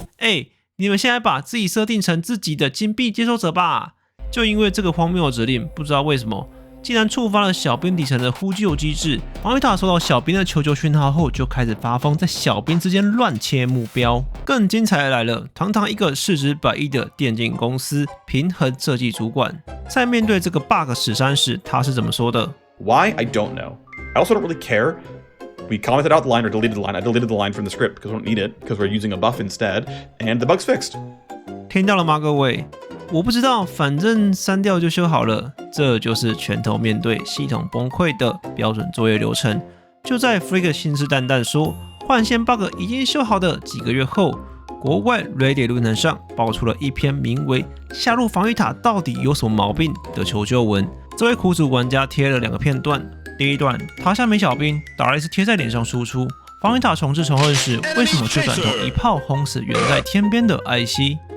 放慢动作看，当布朗姆走出射程的那1毫秒，艾希的普攻完美插进了达瑞斯流血被动的 1.25 秒冷却空窗期。防御塔根本不在乎谁站得近，在仇恨清空的真空期，系统只认一个实力，谁的伤害最先撞进伺服器，谁就是现行犯。伤害结算的优先级永远大于距离。达瑞斯没被射，纯粹是他运气好，流血还没跳出来而已。最有争议的是这一段，防御塔下明明有小兵，切尔斯先射人，为什么防御塔却射赵信？官方不是说修好了吗？结果防御塔还是在发疯啊！但这篇文章最精彩的不是 bug 本身，而是底下的留言区。这群不知道底层代码早就崩溃的玩家，开始疯狂当起云端工程师跟高端导师。有人像一眼看穿真相留言说：“第一段绝对是 bug， 引入随机切换仇恨值的 bug。”有人直接开嘲讽：“这不是塔的问题，这是你技术太烂的问题。”逼得发问者气到去训练模式实测，直接回呛，这绝对是疯狂糟糕的13代码时刻。实际上最正义的片段，替瑞只是帮凶，真正凶手是瑞尔防御塔那残缺的动画锁死与金鱼脑变速复写。让我们放慢来看，先注意防御塔正在攻击小兵的瞄准红线，一帧一帧看，17分8秒724W 动手命中露露爆血，防御塔这时还没反应过来。8.13秒，伺服器已经过了4个 tick， 大约132毫秒，防御塔还在瞄准小兵。8.15秒，照线普攻命中露露，防御塔同时头上出现入侵者的仇恨侦测符号。8.16秒，防御塔本来瞄准小兵，红线被断，准备转头制裁攻击塔下侵略者。停在这个瞬间，有人经验的正常玩家都会预期防御塔会射先动手的齐德斯，对吧？但问题就出在防御塔动画期间，大脑是单线程锁死的，他没有什么高级的仇恨排队系统，他脑袋里只有一个用来记名字的变数格子。齐勒斯先动手，企图在格子上写下下一个打齐勒斯，结果150毫秒后赵信动手了，因为格子只有一个，系统直接把齐勒斯擦掉，无限复写成下一个打赵信。等防御塔动画结束，睁开眼睛，纸条上最后留着谁的名字，他就杀谁。赵信被迫替法师扛下了炮击，根本不是因为他站得近，是因为他晚动手，不小心把齐勒斯的名字给洗掉了。连齐勒斯都已经准备高歌离席，发现没事又走回来拆塔。这代表连苦主的队友都根本没预期到这防御塔这么瞎。为了证明最新 26.9 版本中防御塔一样也发疯，我进训练模式测试，这次我不复刻齐勒斯跟赵信，把不可控的施法前摇给摒除，只测纯粹的命中时间差。我们用维嘉加上安宁2个远程法师来测试。仔细看画面，防御塔正在打小兵，维嘉先动手，普攻只求命中，结果0点几秒后，安妮的火球普攻也到了。接下来不要眨眼，防御塔打完小兵，转过头来，他居然完全无视了先动手的维嘉，开始锁定安妮脸上。这完美的时机画面直接实锤了我们前面的推论。安妮晚动手，不小心把维嘉的名字给复写掉了。但你以为这机制很容易触发吗？实际上4测1 42才是异常结果。你必须精准抓到防御塔装填动画的那个极小时间窗口，加上100多毫秒时间差，这在记忆学上极低。这也是为什么拳头根本不急着修这个问题。你以为 LoL 是绝对公平的游戏吗？有点经验的玩家都知道，你其实是在一座充满随机乱数的数位石山中玩俄罗斯轮盘。在这座石山面前，没有人能算出绝对的正确答案，因为连伺服器自己都不知道下一帧他要发什么疯。刚刚说的2个例子很相似，都是近战加远程塔杀，但结果不同。让我们很快重新理解。关键在于防御塔现在瞄准的是小兵还是英雄。当防御塔锁定英雄时，仇恨系统是绝对封闭，只要扛塔的队友还没拉出射程，防御塔就是个瞎子，完全不记录其他人的攻击，直到扛塔英雄离开的那个瞬间，防御塔重启雷达。在这个绝对真理的 tick 里，这时的底层定律是时间优先级大于物理距离。当防御塔锁定小兵时，仇恨系统却变成了单一变数复写。一旦有人违规打英雄，防御塔就会强制中断打小兵的动作。但因为这个切换目标的动作有着150毫秒的系统延迟，导致后动手的赵信直接洗掉了先动手的齐勒斯的仇恨记录。这时的底层定律变成了复写变数大于时间优先级。所以顶尖选手在越塔时会等队友攻击后避开150毫秒的系统延迟，绝对不会有极短同时攻击的问题，就是为了避免被时间瞎子与复写变数的防御塔给害死。这就是英雄联盟最可悲的现况，官方在半夜拍影片摆烂，随便删掉几行程式码假装修好，而不知情的玩家们则在论坛上为了一个理想中的正确机制互相攻击，彼此嘲讽。这款游戏早就变成了一场大型的数位社会病理学实验。官方突然在2026年的5月14日，也就是本片发布的前几天，Rare 亲自为我们再次示范了最新版的代码截肢手术。在最新的 26.10 版本，官方无预警的在 MSI 季中邀请赛前夕，移除了攻击敌方小兵会拉仇恨的底层机制。过去10几年，高端玩家都是利用这招来微操控线，但因为小兵的寻路 AI 实在太老旧，那拳头是怎么给出解释的？首席游戏设计师 Frostson 拍片说 When players attack a ranged minion as a ranged champion, the minions will suddenly just change target for seemingly no observable reason. A player might run into this and be like, oh, that was really weird. Oh, I missed a last hit because of this. Often results in situations where you might miss a last hit or just be disrupted on, really understanding which minion is being attacked and for what reason. We thought that this mechanic, right? Like, you can extend freezes by pulling minions onto your side of the lane in a way that was, not really intended by the original designers, presumably, right? Do we need or want players to be thinking about this micro-optimization for the vast majority of players, how we want skill expression to be expressed in the game? Is it actually valuable for us to expose this mechanic and make it a core part of gameplay? I wouldn't necessarily think so, right? Like when I think of...听懂了吗，各位？你辛辛苦苦练的技巧，只要官方一说不符合预期就要删掉，他们解决不了精神病发疯，就直接切除他们的前额叶。这波官方改动直接点燃了整个高端的生态圈。Chelvy 受访时一脸无奈苦笑，有必要在季中的这个时候改动吗？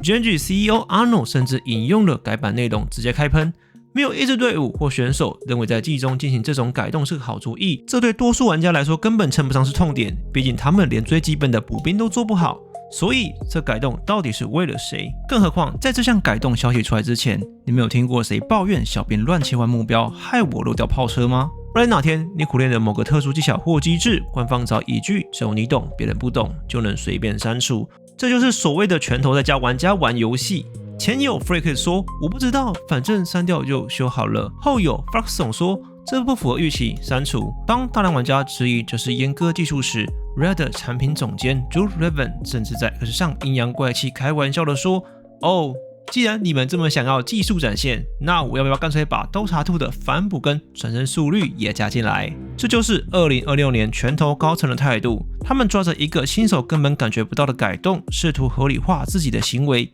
更让人傻眼的是，当玩家在底下留言给官方实质建议说，从新玩家的角度来看，大家最迫切的需要是更好的新手教学或引导体验。这位产品总监竟然大言不惭的回复，玩家告诉我们制作边线控制的教学是因为小兵互相攻击的规则已经深奥到一定程度，而且对胜负结果的影响力大到足以值得去为他做一个教学。游戏开发的一部分就是倾听回馈，并且听出真正的问题到底是什么。翻译就是玩家说控兵线很难，请教新手怎么玩。官方的结论是，既然太复杂，那我们就把它删除。这跟当初暗黑设计师说你们难道没有手机吗一样可笑。他们宁愿同样概念说删除机制是帮助新手，却不愿把新手教学做好。请各位用逻辑回答我，若是为了降低新手门槛这种长远的游戏规划，为何选在 MSI 季中邀请赛前夕，冒着被全世界高端玩家延上的风险，也要拔除底层逻辑机制？新手漏炮车已经漏了15年了，有差这几个月吗？从系统架构的角度来看，真相其实更残酷。当某个专案进入内部测试时，未来准备上线的可能是新英雄或新模式，但因为牵扯到小兵的仇恨逻辑，导致伺服器快炸了，所以他们只能赶在炸掉之前，要硬着头皮把这面墙给强行拆除。既然连防御塔小兵时间空间判定都已经全面失控，那接下来是如何引发一场掀翻整个伺服器的数学核爆？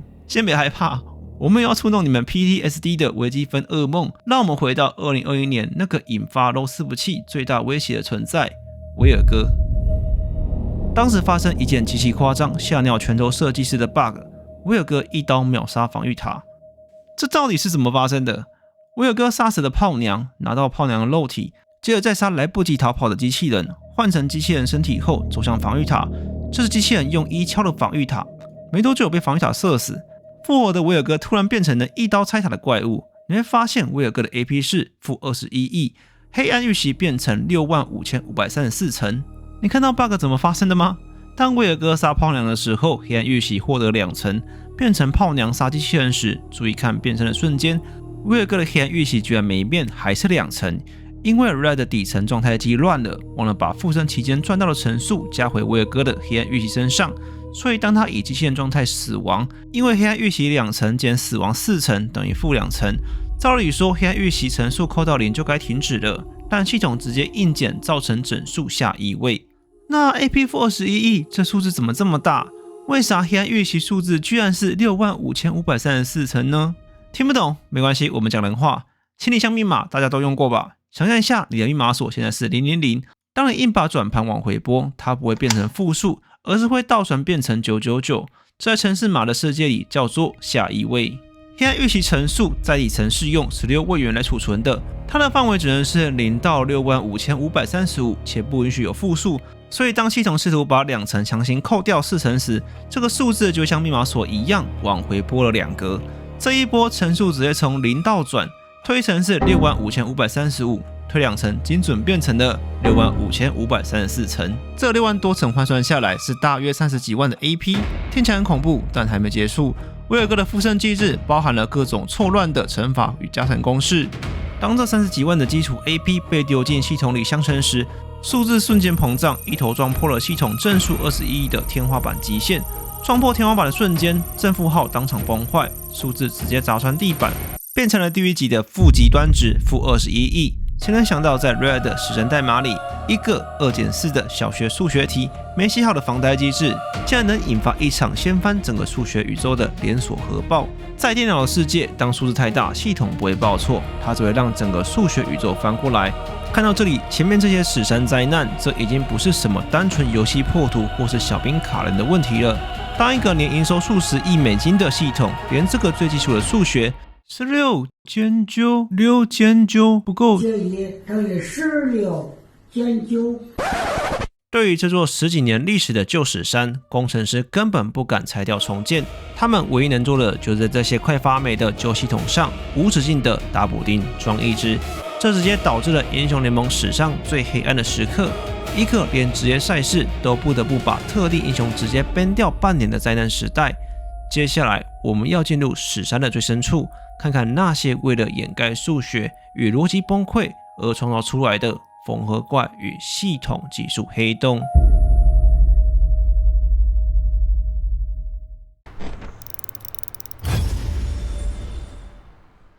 当威尔哥刚出时，每位玩家或游戏设计师都抱着极高的期待。满欢欣喜就是英雄可以随意附身，这玩法一定很酷很好玩。但开天时间总是过得特别快，拳头万万没想到，这只人物的诞生是英雄联盟历史上最难搞、最要命。网友曾开玩笑的说，威尔哥是拳头最想删除的英雄。因为 LoL 早期的底层逻辑很难变动，所以他们一直用的都是程式设计师的禁忌 OK 泵写法，也是技术宅常说的硬编码 Hard Code， 俗称写死。如果我们硬是把这写死逻辑具象化，我们可以开玩笑的比喻成 If is VA Go， 这是什么意思？这代表拳头的工程师面对旧系统与新机制的严重冲突，得用各种暴力硬编码来辨别。他们没有打算解决系统无法相容威尔哥的问题，他们只是在每一道门口写上，如果这个人是威尔哥，就给他放行。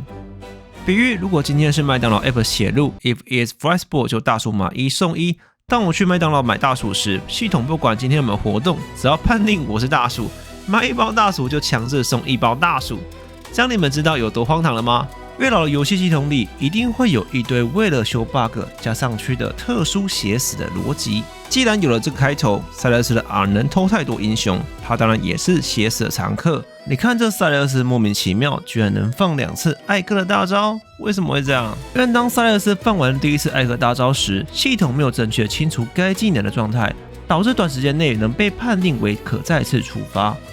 像英雄联盟出现这种毁灭级 bug， 工程师根本没时间跟你谈什么优雅的底层架构，第一时间的紧急止血绝对是手动贴上一个最粗暴的判断式 If is Silas 艾克 R 只能放1次。大部分台港澳的玩家都不知道，当初 Silas 在政府刚发布没多久，在 Reddit 的英雄联盟版上发了一篇关于塞勒斯的预告、英雄简介、故事起源等等，然后动用了一大堆员工、英雄设计、学术编剧、概念艺术家、首席设计师、动画师、插画家、影片制作人、首席测试员等等，开了一场 AMA 来回答网友的问题。其中一位网友问，在塞勒斯的开发过程中有哪些技能被取消？英雄设计师 Rare Squad 回吸收所有伤害后，然后爆炸，将吸收伤害爆在敌人身上。下面网友吐槽说：“谢谢你没有增加这招。”我看到只有个想法，靠，这不就是塞勒斯的 W 吗？结果还不是加在别的英雄身上了。接着又有网友问到一个核心痛点：塞勒斯的 R 程式设计有多复杂？感觉一不小心就会漏掉什么。首席工程师 Red Griff Chase 回：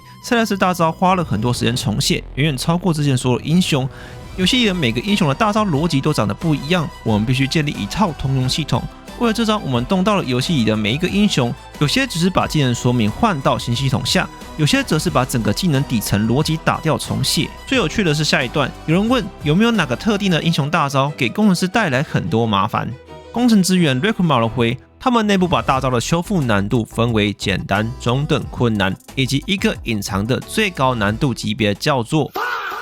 没错，就是他妈的 fuck 级别。当时有3个 fuck 级别的英雄，汉默丁格、凯隐，还有最恐怖的杰西。光是为了解决塞勒斯怎么偷杰西的大招，整个团队就卡关了1整个礼拜，后续还花了好几个月去修复这坨屎山。这时候不懂游戏的大聪明会说：不就做个游戏吗？为什么会搞得这么麻烦？工程师直接套个模组不就好了？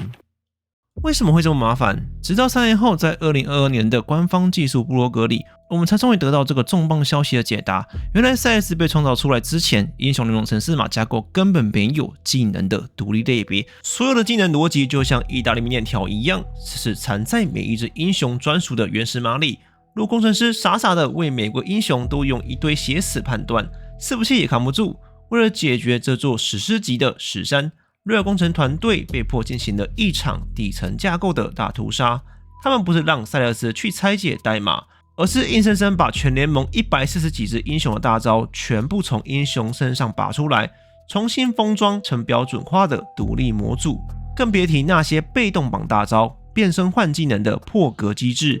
难怪工程师会说有 fuck 级别。所以拳头不是不想改屎山，只是时机未到。直到他们觉得这一定很酷，才会想尽办法去改动。但通常痛苦的都一定是爆肝的工程师，然后玩家当免费的 bug 测试员，慢慢将游戏改善。这种没有通用系统、全部写死的受害者还不止塞勒斯，亚述早期的风墙也是受害者。英雄的远程普攻虽然有分弹道或非弹道，譬如艾希、凯特琳、伊泽、吉因克斯都是弹道，威寇兹、三纳、瑞空都是非弹道。但在拳头的早期底层架构里根本没有这种东西。更荒谬的是，原来亚述的风墙在游戏原型里根本不是一道墙。根据拳头工程师在官方技术部落格2015年的文章亲口承认，亚述的风墙其实是一个直线飞行的投射物。这讽刺感应该会让人有点痛。因为当年他们不知道怎么写一堵墙，所以他们发射了一颗特别宽、飞得很慢，而且带有消除其他子弹属性的隐形子弹，然后把它们画成了一道风墙。当时的弹道系统被他们自己戏称为彩虹呕吐物，程式码互相继承，极度混乱。碰撞判定的程式码散落在几千行程式码的各个角落。拳头为了达到风墙能挡招的效果，根本无法让系统自动分类。远程技能是投射物或瞬间判定，要对每位英雄的技能做判断写死。例如，如果是进 W 就挡住，如果是微扣是 R 就不挡。会得出这结论是因为进的 W 原本设计其实跟拉克斯大拳一样，是瞬间判定整条直线的光速，根本没有弹道。照理说，风墙绝对挡不住它，但当初的设计师觉得，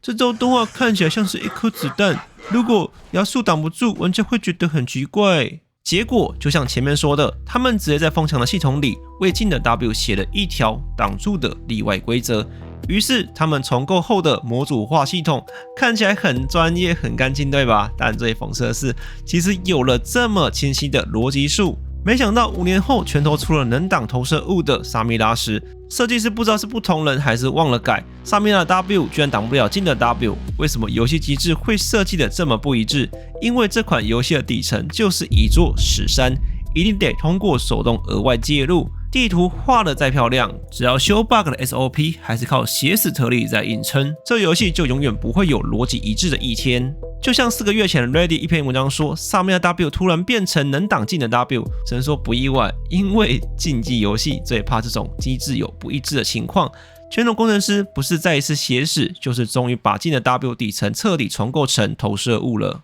所以为啥你看到之前统神说他的手可以穿过我的爸爸？因为当时风墙根本没写好，这个 Q 忘记被工程师加进判断室里，他们只能一个一个去核对要挡还是不挡。我刚刚只是随便举2招技能，如果全部英雄都要手动写，你看这史山代码会多么臃肿。恭喜你学会了拳头所谓的热修是用什么可悲的方法来修补程式的。既然拳头已经能用血死来热修，为啥游戏还是一直搞 bug？ 看看我们的 bug 之王威尔哥。威尔哥被动的附身机制本质是不断在切换角色物件。威尔哥本体载入 A 英雄技能组，销毁 A 技能组，短暂威尔哥本体载入 B 英雄技能组。照理说换衣服总要把旧衣服先脱掉吧，但在 Rare 的史山里会有状态机重置失败，也就是旧英雄的技能残留。当威尔哥切换附身英雄时，系统将会忘记把上一只英雄的技能给删干净。譬如这个极度精神分裂案例，威尔哥先杀死了克雷德，附身变成他的样子，再用克雷德击杀伊泽，再换到伊泽身上。这时候诡异的事情发生了，画面上他明明是伊泽瑞尔，但一技能却莫名其妙卡了个4秒的冷却。更扯的是，等这4秒冷却回好后，莫名其妙变成克雷德的1。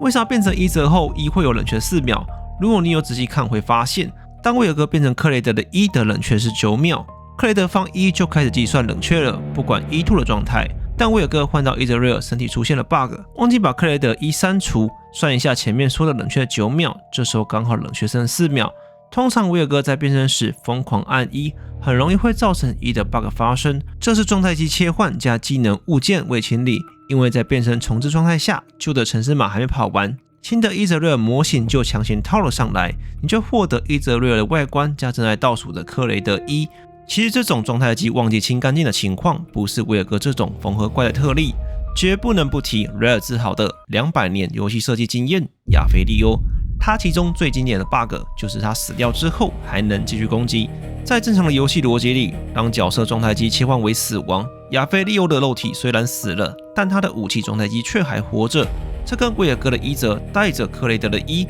完全是同一个底层程式码的笑话。系统根本不知道怎么干净利落的销毁一个复杂的物件。还有李行跟凯特琳以他们带着复活甲为例，死亡后要立即呈现一种静止的死亡状态，不可攻击，不可放技能。但在 Rare 的程式逻辑，在切换生命的那极短瞬间，居然没有立刻锁死指令，导致玩家能在倒下的那0.几秒内投机，强行把普攻和技能塞进伺服器里。这种死亡状态未锁死的底层漏洞，请各位先记在脑海里，因为在我们等一下会在职业比赛事故中提到那个震惊全球的萨米拉死亡开大。在这种角色混乱都会错乱的史山里，你还敢奢望这破游戏能够正确判断你的位置吗？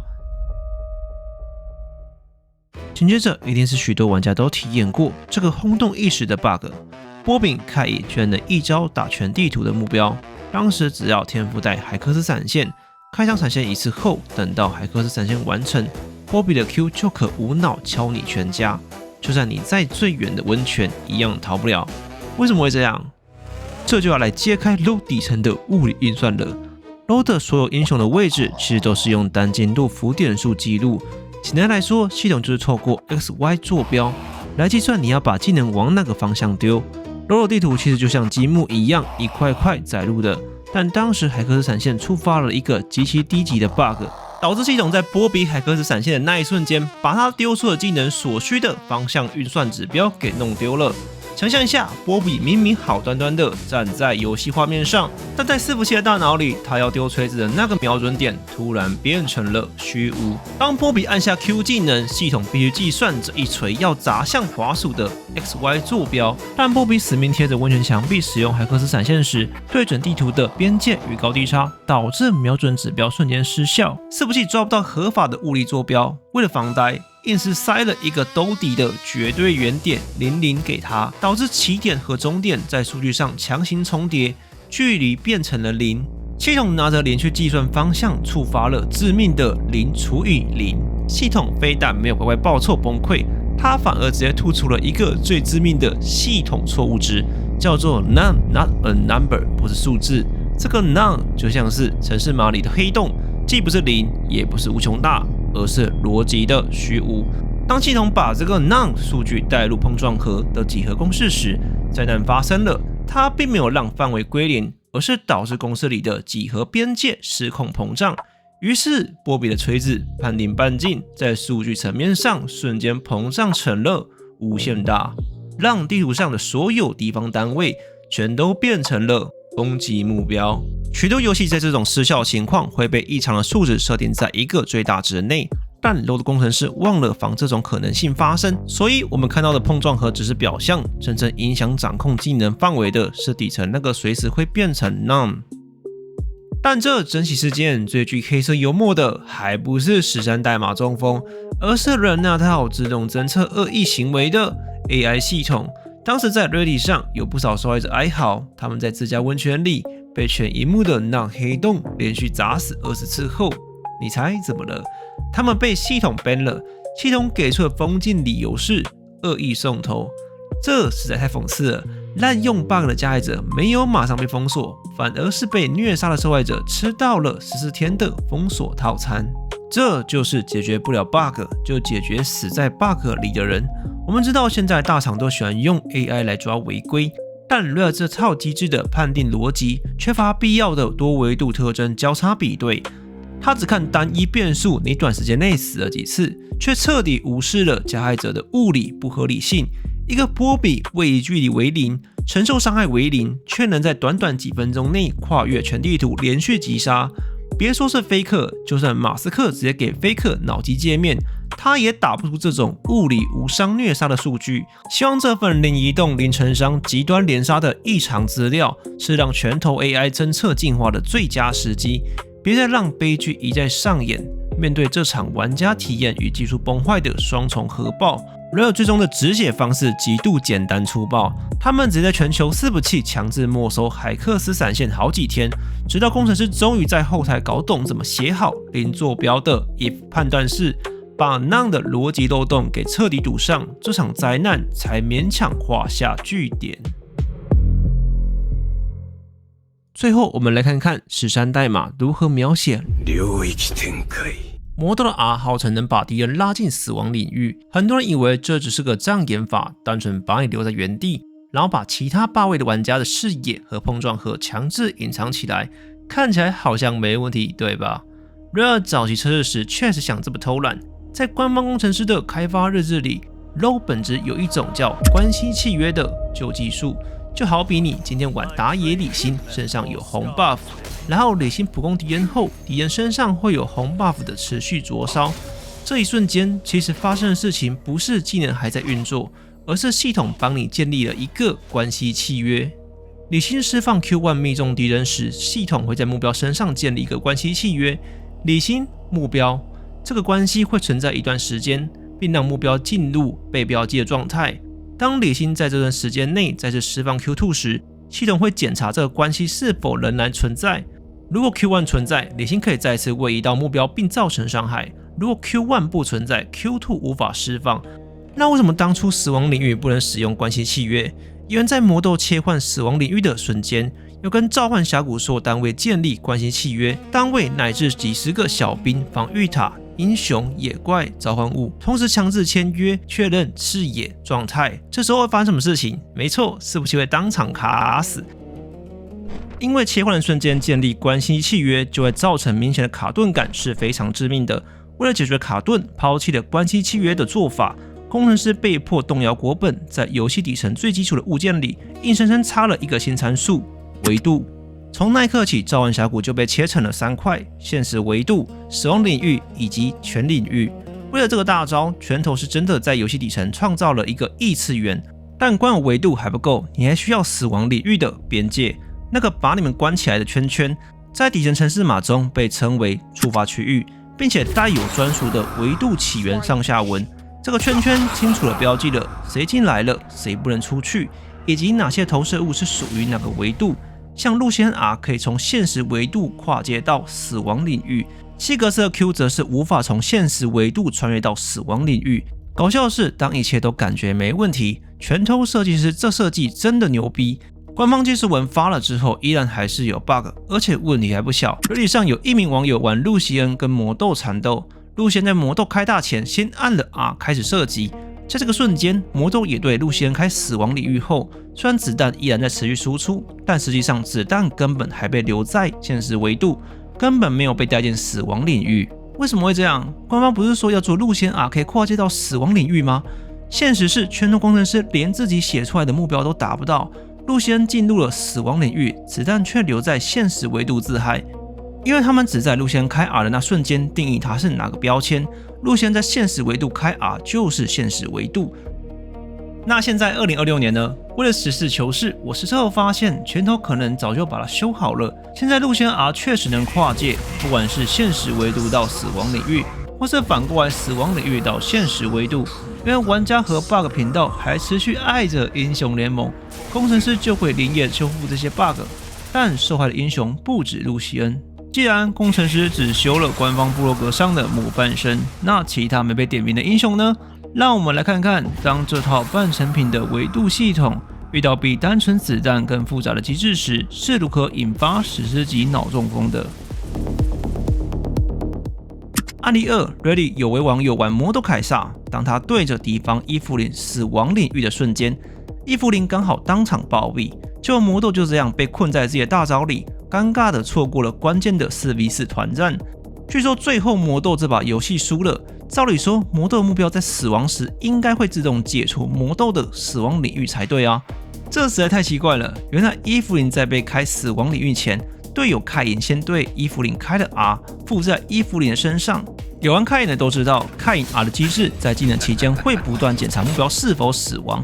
当伊芙琳被拉进死亡领域时，凯隐因为找不到伊芙琳，伊芙琳被拉进了死亡领域，但附身凯隐他是现实维度，他们两个是处在不同世界。当凯隐 R 的机制判断目标消失，以为死亡了，凯隐 R 强制中断造成伤害后，伊芙琳在被魔斗 R 的瞬间就暴毙了。魔斗会被困住，猜测原因是魔斗进入死亡领域，伊芙琳虽然也有进来，但伊芙琳死亡瞬间并不是魔斗击杀的，或是伊芙琳根本死在现实维度，本质上没有触发魔斗大招提早中断的条件，目标要在死亡领域里死亡，所以魔斗才会被自己困在里面。真要拆解就是魔斗对伊芙琳按下 R， 系统开始跑那 0.5 秒的举手的前摇动画，并在底层对伊芙琳贴上了一个准备跨越维度的标记。附身在伊芙琳身上的凯隐，他程式码疯狂循环确认检查目标状态，系统侦测到伊芙琳身上那个维度即将切换的标签。这个时候魔斗 0.5 秒前摇一跑完的瞬间，为了防止凯隐这个现实维度的人间蒸发，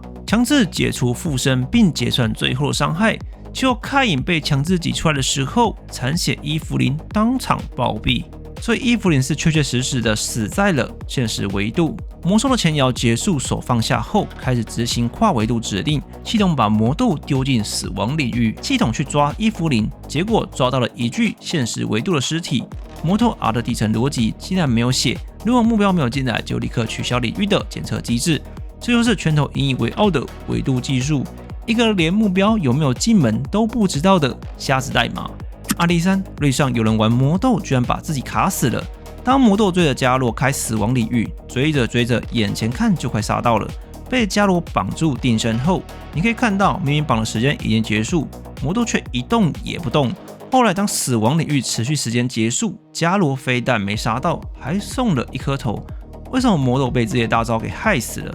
有时候寻路系统勉强算出了路径，让你顺利滑了过去，但就在某个瞬间，也许是坐标小数点的进位误差，也许是寻路系统跟死亡领域的运算慢了半帧，只能用这种极其诡异的摩擦滑行，缓慢的贴墙移动。这个问题就留给各位底层逻辑大师在留言区讨论了。很明显感受到拳头设计了一个维度，但也创造了人物无法跟随技能，因为动态追踪是一座史山无法达到的高墙。这就是英雄联盟这座史山最真实的写照。为了掩盖极度破烂的底层框架，拳头的工程师被迫发挥了极致的顶尖技术，将这两者完美且畸形的缝合在一起。看这篇 Ready 5个月前由玩家整理高达30几项的魔斗凯撒现役 bug 清单。注意了，这不是什么旧版魔斗凯撒累积的 bug， 而是号称打掉重练、完美修复后拥有维度技能，硬塞进低维度引擎的终极下场。这哪是英雄介绍，这根本是一份系统崩溃的验尸报告。看到这里，你还敢奢望它能在世界赛正常运作吗？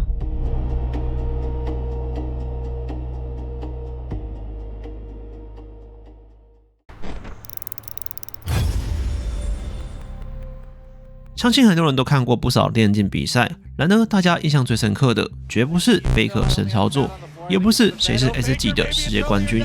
有一个让观众难以接受的现象，就是当比赛到一半时，突然出现了暂停游戏的画面。你以为这只是单纯的选手尿急或设备调整吗？一开始我也这么认为。事实上，很多时候正是官方终极遮羞布 Chrono Break 时光回溯本尊在后台运作中。Chrono Break 这名称由来就是艾克的大招名称计时开始，它听起来很中二、很煞气，但这根本不是什么值得骄傲的电竞黑科技，它是游戏史上最昂贵的 Ctrl+Z。它是 LoL 在2026年的今天依然活在2009年的破烂架构阴影下的耻辱证明。为什么我会说它是耻辱？因为所谓时光回溯，它的成功率并不是你想象中的那样，更像是拳头为了修不好的底层架构，他们不去重写程式码，而是直接造一台专门擦屁股能重来的时光机。让我们先把时间倒转，回到没有时光机有多么黑暗。各位老玩家，欢迎来到 LoL 草创时期的电竞地狱。TPA 夺冠的那一年，2012年 S2 世界赛。CLG UU 对上 W1， 这场史称拔线大战的 BO3， 因为伺服器架构与网络底层实在太烂，第一局没问题 ，W1 获胜。第二局游戏才进行到12分钟左右，游戏就断了。后来第一次重赛，第二局顺利结束 ，CLG 获胜。当时比赛来到紧张的1-1决胜点，现场的观众和选手都热血沸腾时，他们无法想象接下来要面对的是什么样的噩梦。第三把，两队僵持了将近1小时，终于在中路团战即将打出胜负，才开团没多久就中断连线。突然画面转到主播台，开始撑场面。这时候有位观众在主播台的后方举了一个牌子，上面写的 Rare Crashes OP， 这根本是在嘲讽拳头公司。Rare 的伺服器崩溃实在太 OP 了，连世界顶尖的职业队伍都得屈服于它。结果第二次重赛第3局打到25分钟多的时候，又再一次断线。这场比赛因为不断重赛，硬生生拖了至少8小时。Rare 甚至尴尬的开始发披萨来稳住快崩动的气氛，结果最后还是搞不定连线环境问题，只好将比赛延后至隔天。CLG UU 终于在这场漫长的 BO5 不是 BO3 中获得胜利。你看 CLG 选手笑得多开心，一脸终于解脱的样子。幸好当时没有波及到我们 TPA 的冠军之路。这是 Rare 第一次在全世界面前展现他们那如同搞笑一般的连线品质跟竞技体验，甚至到了2017年，官方甚至自己发布的 S2 灾难回顾文都坦诚说，更好的网络备援机制明明是理所当然的防范措施，但不知道怎么的就被我们忽略了。翻译就是我们他妈的网络一断，大家一起死一死。在2015年的世界赛8强 EDG vs Fnatic 的第2场比赛，当时 Fnatic 的打野 Renova 的9宠走到小龙区的时候，罕见的出现9宠使用 Q 居然是完全隐形的，看不到。过没多久比赛突然被暂停了，起初主播收到制作单位通知说 Renova 的9宠 Q 怎么按都没有反应，当下有短暂暂停解除，让选手测试 Q 技能，确实怎么按都是失败的。最后分析才开始大实话，这可能不只是键盘坏了这么简单，而是刚好触发了9桶 bug。Seemingly an issue with Reignover's Q on Gragas. Now there is the proposed situation in which there's a known bug with Gragas where you can't use your Q until you die.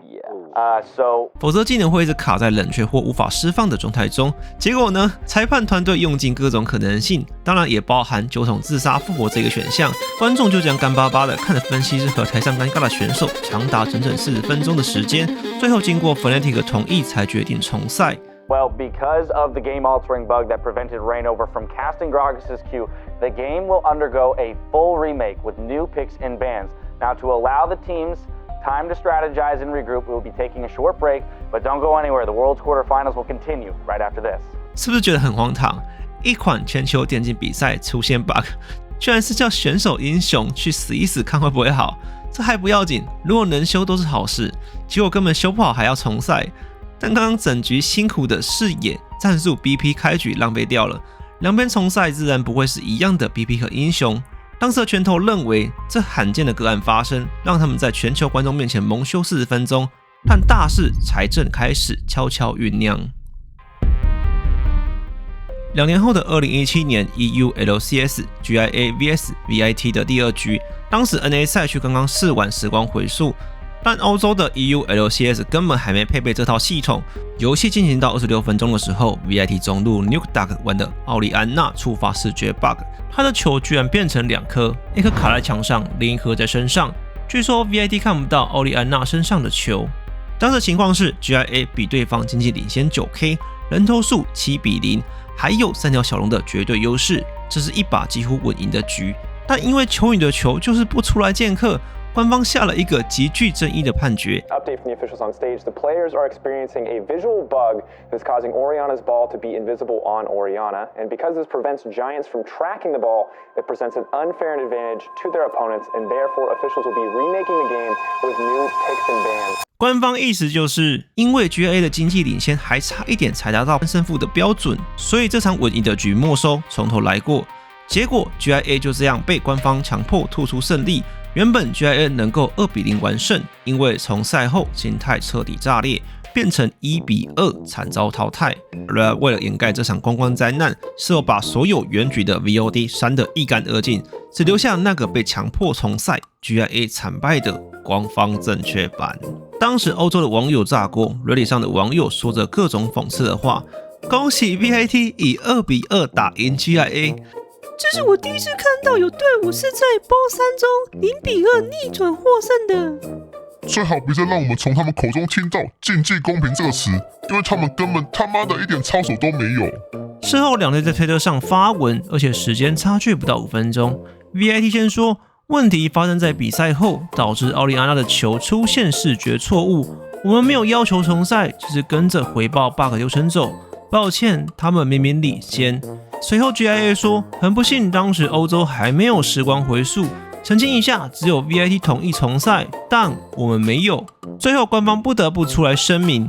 VIT 玩家看不到奥利安娜的球，这让他们处于不利的情况，出现可验证的严重漏洞，受该漏洞影响的队伍可以选择重赛。对于双方来说，在胜负尚未确定的情况下，公平地完成比赛是不可能的。选手玩奥利安娜看不到球是不利，但官方忘了，对手看不到奥利安娜的球才是真正的恐惧。拳头这时候终于明白，他们不能再这样子无止境重赛下去了，会毁掉英雄联盟的全球电竞地位。于是他们端出那套秘密开发的内部工具——时光回溯。2017年 NALCS 春季赛 ，Cloud9 对上 FlyQuest 的第3场比赛。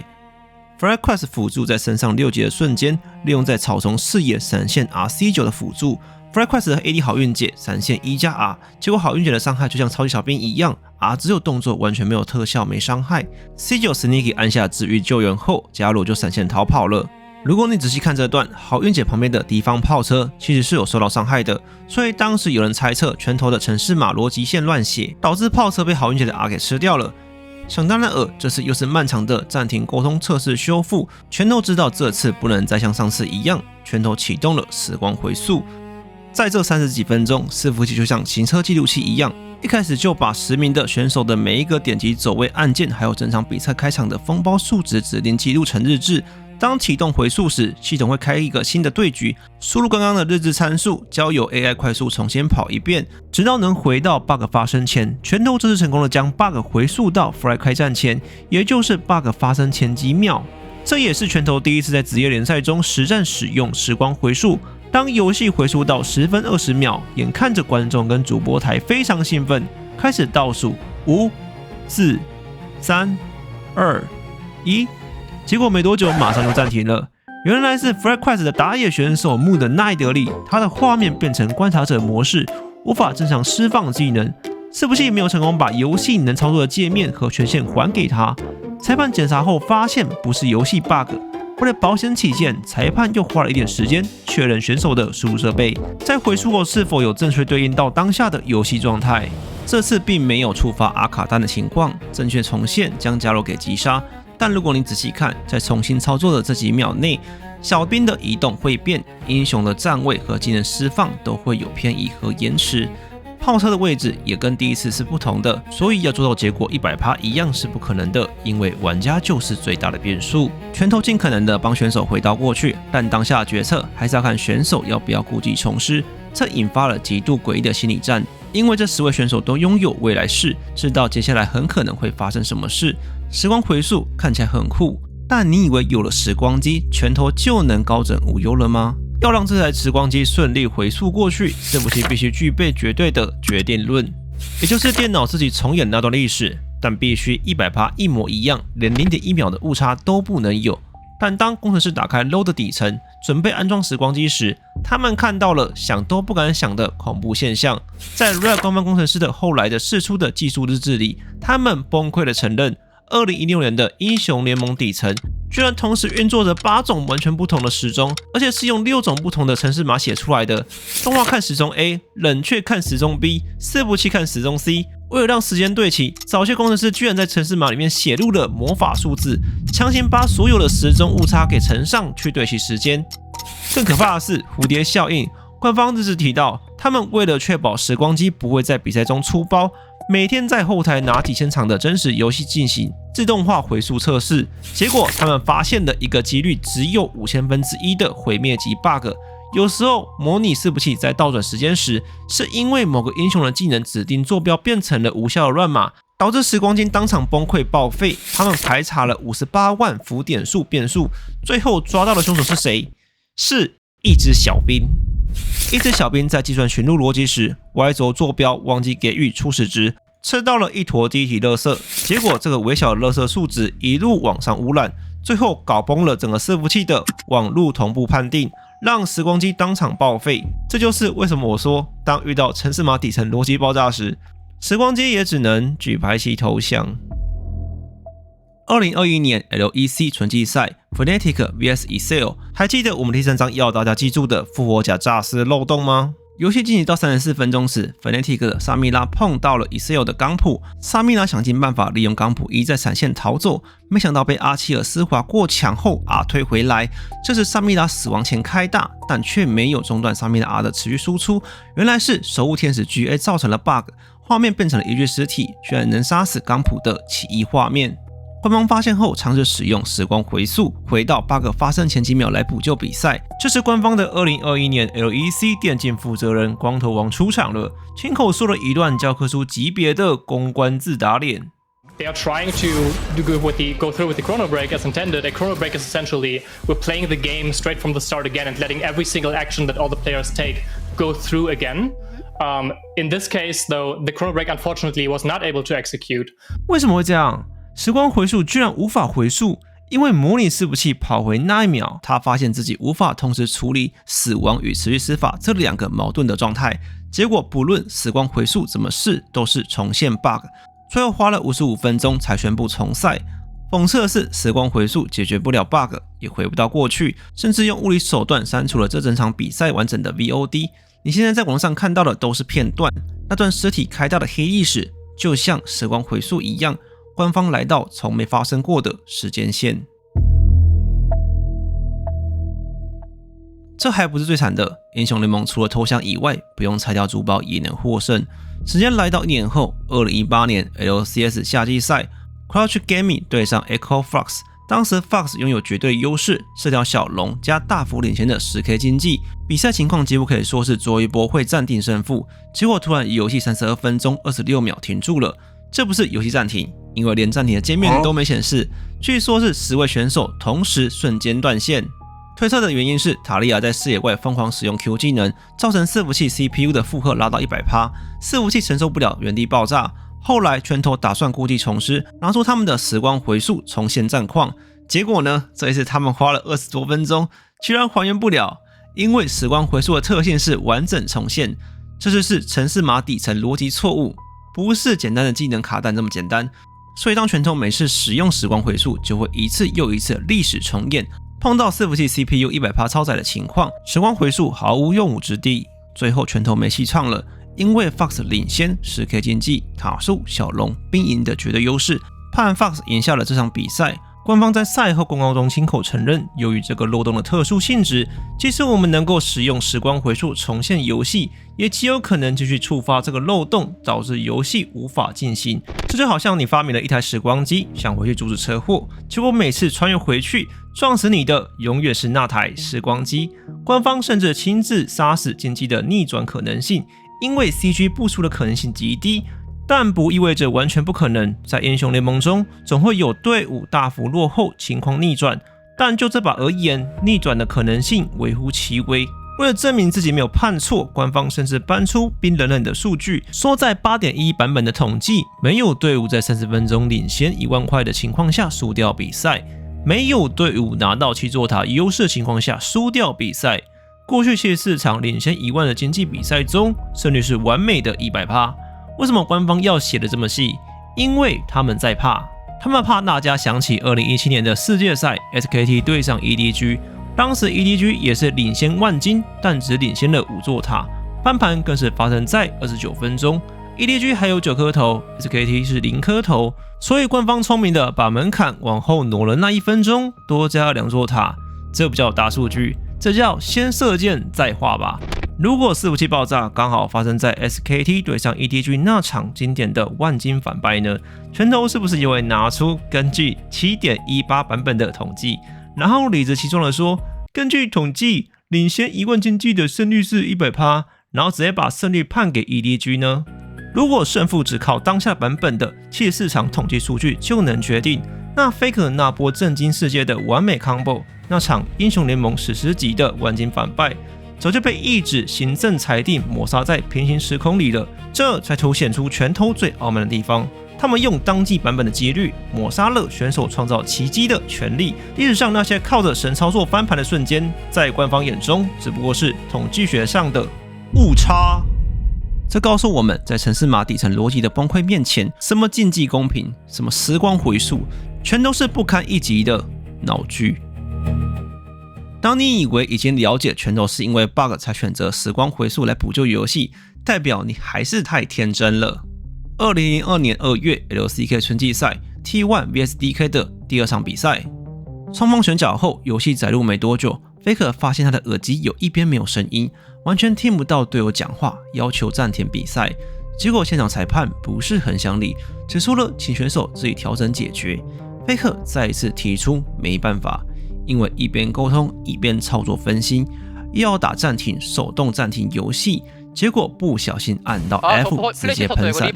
后来暂停游戏，最后逼着 LCK 官方启动时光回溯，来敲这位裁判拉的一大坨。当时引发了 DK 教练组抗议不满，长达40分钟的暂停。站在 DK 的角度来看，他们的抗议完全合理。Faker 手滑并不代表 bug， 因为在 DK 的认知里，时光回溯是拿来应付游戏系统 bug 的，而不是用来挽救裁判的人为疏失。而且暂停的指令是输入斜线 PAUSE， 这按键根本不在 Faker 闪现的 F 键上，这是你们官方裁判傲慢不处理造成的失误。凭什么要 DK 来承认时光回溯的后果？这才是 DK 教练组气到爆炸的真正原因。最后官方承认赛事方的重大外部疏失，大会有权介入并恢复到疏失发生前的状态。这场闹剧 T1 还是以2-0完胜 DK。 比赛结束后， LCK 官方事后发了一篇长文。 LCK 解释比赛是在公开环境下进行，耳机预设会有降噪功能，根据选手声音大小可能会有被切断的情况。当 Faker 第一次要求暂停时，就应该立即接受，但裁判失误让现场比赛很混乱，跟各位观众和两队的人道歉。这是裁判跟团队的问题，不是 Faker 行为的问题。当时 DK 需要更多时间了解情况，才同意使用时光回溯来重新比赛。消息一出，韩国网友全都炸锅了。网友抓着没声音跟降噪干扰是2种情况，这根本是偷换概念的认错。你当 Faker 是今天才出道的菜鸟吗？会连耳机坏掉跟降噪干扰都分不清楚。Rare 花了1整年的时间写出这套时光回溯系统，本来是为了挽救那座千疮百孔的史山代码，结果却因为裁判的官僚傲慢，写下了英雄联盟赛事史上最不堪回首的公关灾难。没想到才隔不到半年的时间，2022年7月 LCK 夏季赛 HLE vs T1 的第3场比赛，当时 Owner 玩造线入对方野区，重击是大鸟，重击跟对面抢红。一般来说，开场只有2次重击，当用完重击所有充能需要75秒冷却时间。当赵信 W 加重击瞬间，重击莫名其妙买1送1，冷却只要15秒。接着又绕到上面再重击抢大石怪。Owner 在吃红的时候就发现有问题，跟裁判用语言还是打字回报反应2次，结果裁判又重演了。选择无视，根本不想理选手。Honor 只好硬着头皮继续玩，直到古马跟 Korea 打出3杀。后续塔杀，古马又拿到2颗头，50完美开局，准备要起飞杀 L1 的辅助时，接着官方才反应过来，紧急暂停游戏。选手们全部一脸懵逼。这时 T1 每个人都板着脸，尤其你看古马的脸就是又来了。裁判表示，你的汇报我们确认过了，确实有重击 bug 的问题，所以我们决定要启动时光回溯，让游戏经济公平，回到2分多在红区的时间线。游戏来到中后期18分钟的时候，突然又被暂停了。主播赛评开始哀嚎，经典的一幕出现了。HLE 的 AD 选手终于忍不住了，我憋不住了，我需要去厕所。然后全世界几百万的观众就这样暂停画面，等他去解放。他的高光时刻居然是上厕所，你敢信？虽然这场比赛是 T1 如期获胜，但后续飞鹤对裁判的处理方式非常不满。飞鹤受韩国国民日报采访表示，今天我们明明先拿了5颗头，但不管原因是什么，被迫重赛这件事，无论是对电竞选手还是对观看的粉丝来说，我都认为这是降低电子竞技价值的结果，我感到非常遗憾。作为职业选手，这几年来一直对这些没有解决的 bug 感到不满与失望，呼吁官方为了电竞发展尽快解决。LCK 官方不意外的又是提油救火，发文说，裁判为了避免过早暂停影响游戏，先重播确认 bug 才叫停，所以延迟很久。承认 Owner 有口头提重击问题，但没有正式提出暂停的请求。你看吧，又是公关灾难。其实我一直都有一个想法，拳头最好不要惹这位电竞Jordan。哪天飞鹤真的受不了不玩了，英雄联盟的电竞版图大概也很难再撑下去。裁判这例子就是像是你要去考机车驾照，你一发动就跟考官说，这摩托车油门怪怪的，考官一副很忙不想理你，然后你的技术表现超好，一致通过。正当你兴高采烈的时候，考官突然跟你说，等一下，那台摩托车油门确实不符合我们的规定，为了其他考生的公平起见，刚刚通过不算数，请退回下次重考。这是哪门子的离奇规则？这样的处置态度，大家以后遇到 bug 到底是要说还是不说？这场荒诞的闹剧证明了一件事，在完美的时光机器，如果驾驶员是一个听不懂人话、死不认错的官僚，他最终只是用另一个形式把灾难再重演一次而已。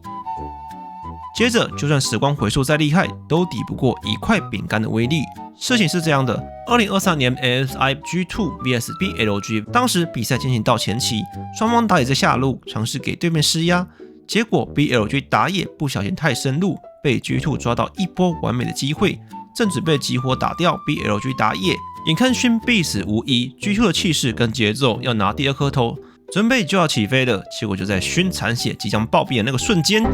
游戏画面跳出暂停，原来是 BLG 的辅助 On 按下了暂停，结果 On 给出的暂停理由是我的天赋饼干不能吃。当时全欧美观众瞬间暴动，大家以为 BLG 是故意挑这种对手要杀人的顶级时间点来搞战术暂停断节奏，就这样游戏被暂停了快半小时，只为了修复那块小饼干的 bug。结果后台的工程师搞了半天，发现史山依然正在发威，时光回溯，结果怎么样都修复不了。官方无可奈何，给出判决说 bug 不严重到需要强制回溯，所以比赛继续。最好笑的是，那块饼干后来被按卖掉了，所以当时很多网友完全无法理解，为什么这块破饼干暂停搞烂了 G2 整整半小时的进攻节奏。经过前面这么多的案例，拳头被骂了这么多年，你是不是开始有一种错觉，认为拳头应该不会再犯错了？就在今年2026 LEC 季后赛 MCOE 对上 VIT 的比赛中，Rare 向全世界展示了时光回溯最无解的致命伤未来式。当时 MCOE 上路被 VIT 2人组抓到， MCOE 中路 JoJo 屁眼2023 EG JoJo Pian。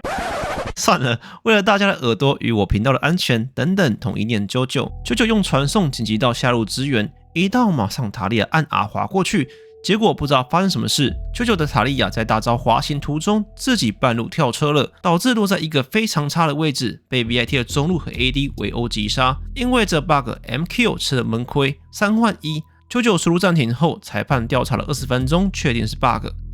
启动时光回溯，回到塔利亚按下传送的前几秒。结果呢，10位选手不，在场所有观众都知道接下来可能会发生什么。MKO 带着未来的记忆推演 ，MKO 成功打出了0换1的完美团战。赛后 VIT 教练配的专访回答这件事，对我来说，这次回溯唯一的问题是，在原本的时间线里，我们的库奇是完全隐藏在视野盲区的，这也是为什么对面的萨亨会用脸探草然后死掉。但时光回溯却让对方在明明没看到库奇的情况下，直接掌握了完整的情报，这显然极度不合理。我们原本希望回溯的时间点能设定在萨亨死掉之后，因为塔利亚的 bug 跟库奇的单杀根本是两码子事。接着他回答时光回溯是不是输掉主因，很明显回溯之后对手拿到了巴龙，而我们队的库奇装备没能成型。我认为我们的节奏绝对是被这波给搞没了。客观上原本我们是有机会赢的。转播画面上，连 MKO 的光头王逃过一劫都笑了好几声，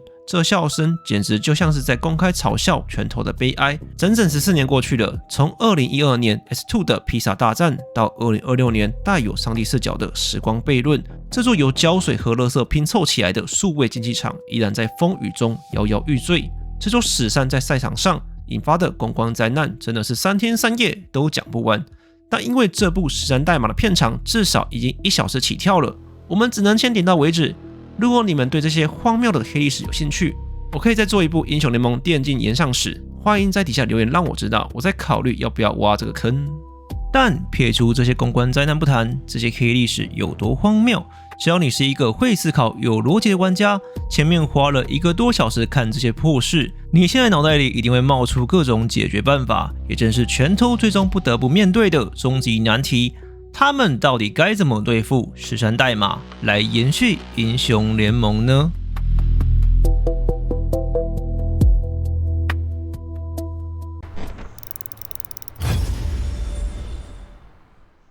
既然你知道，我知道，独眼龙也知道，那你一定会问出那个全世界都在问的问题：为什么英雄联盟这么赚钱的游戏，宁愿搞这种时光回溯的擦屁股系统？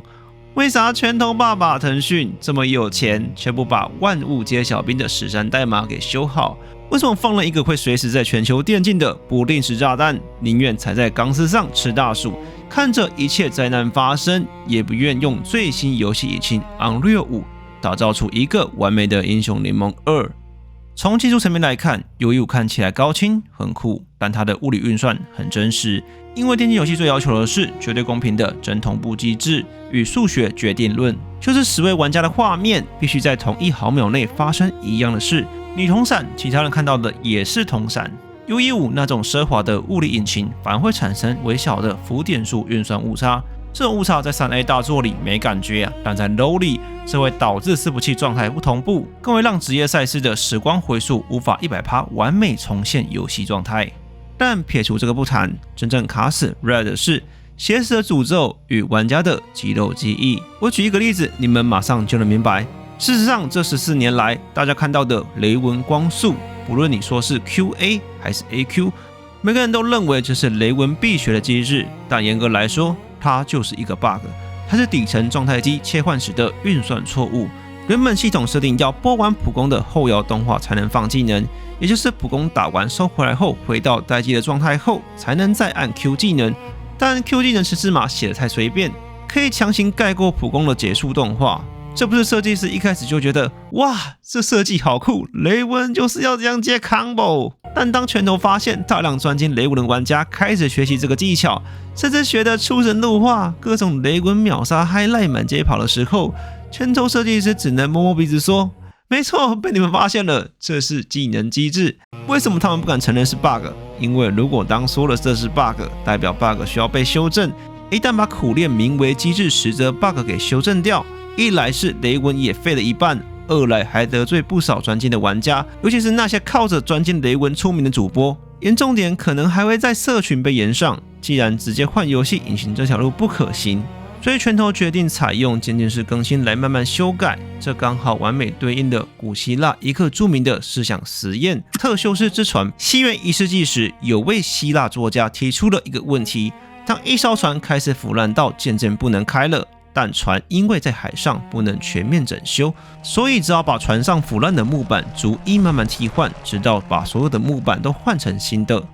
问题来了，请问这艘船还是原本那艘船吗？有些哲学家认为是同一艘船，有些哲学家认为它是另一种物体。回过头来，现在拳头想实现的渐进式更新，就是名为英雄联盟的这艘腐烂的船，在航海过程中遇到大浪，因为旧木板与新木板不合有缝隙，遇到大雨船也进水，这在工程师眼里就叫做史诗级 bug。但如果我们打造一个钢铁航空母舰不香吗？其实在2019年，拳头的技术主管 Brian Planfpasse 就亲自在官方部落格解答这个问题。他们内部把游戏引擎分成2种，把复杂逻辑丢给脚本，跟把复杂逻辑刻进 C++ 底层，并坦诚当年 LoL 为了赶上线，搞成了一个卡在中间的四不像，导致复杂度像癌细胞一样扩散。那为什么不直接换成现代化的 Python 或 C# 引擎？官方说，如果今天砍掉重练，Riot 内部的那些10几年来的只习惯用13代码来设计英雄的企划和美术，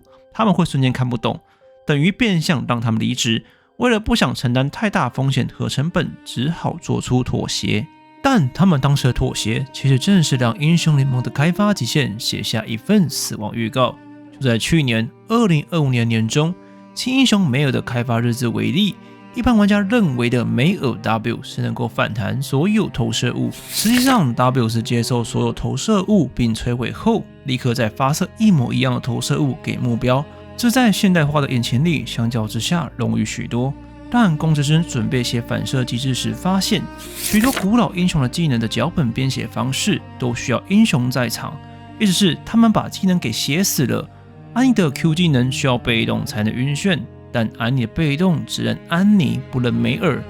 结果这就使梅尔的反射机制一触发，在系统判定上等于是把安妮的 Q 强制过户给梅尔，但旧代码的大脑瞬间转不过来。等等，火球现在是梅尔的，那安妮去哪了？系统找不到安妮，系统报错，他们只能逐一把反弹的投射物技能关联一个一个加入共享物件中，消除技能对于人物的写死绑定。安妮只是这游戏160多只英雄里的其中一个，这意味着在这座史山的最底层埋藏了几万条这种祖传的绝对条件。有人可能会说，大鼠拳头不是都趁着梅尔上线，把一些投射物技能加入共享优化了吗？拳头有在做事啊。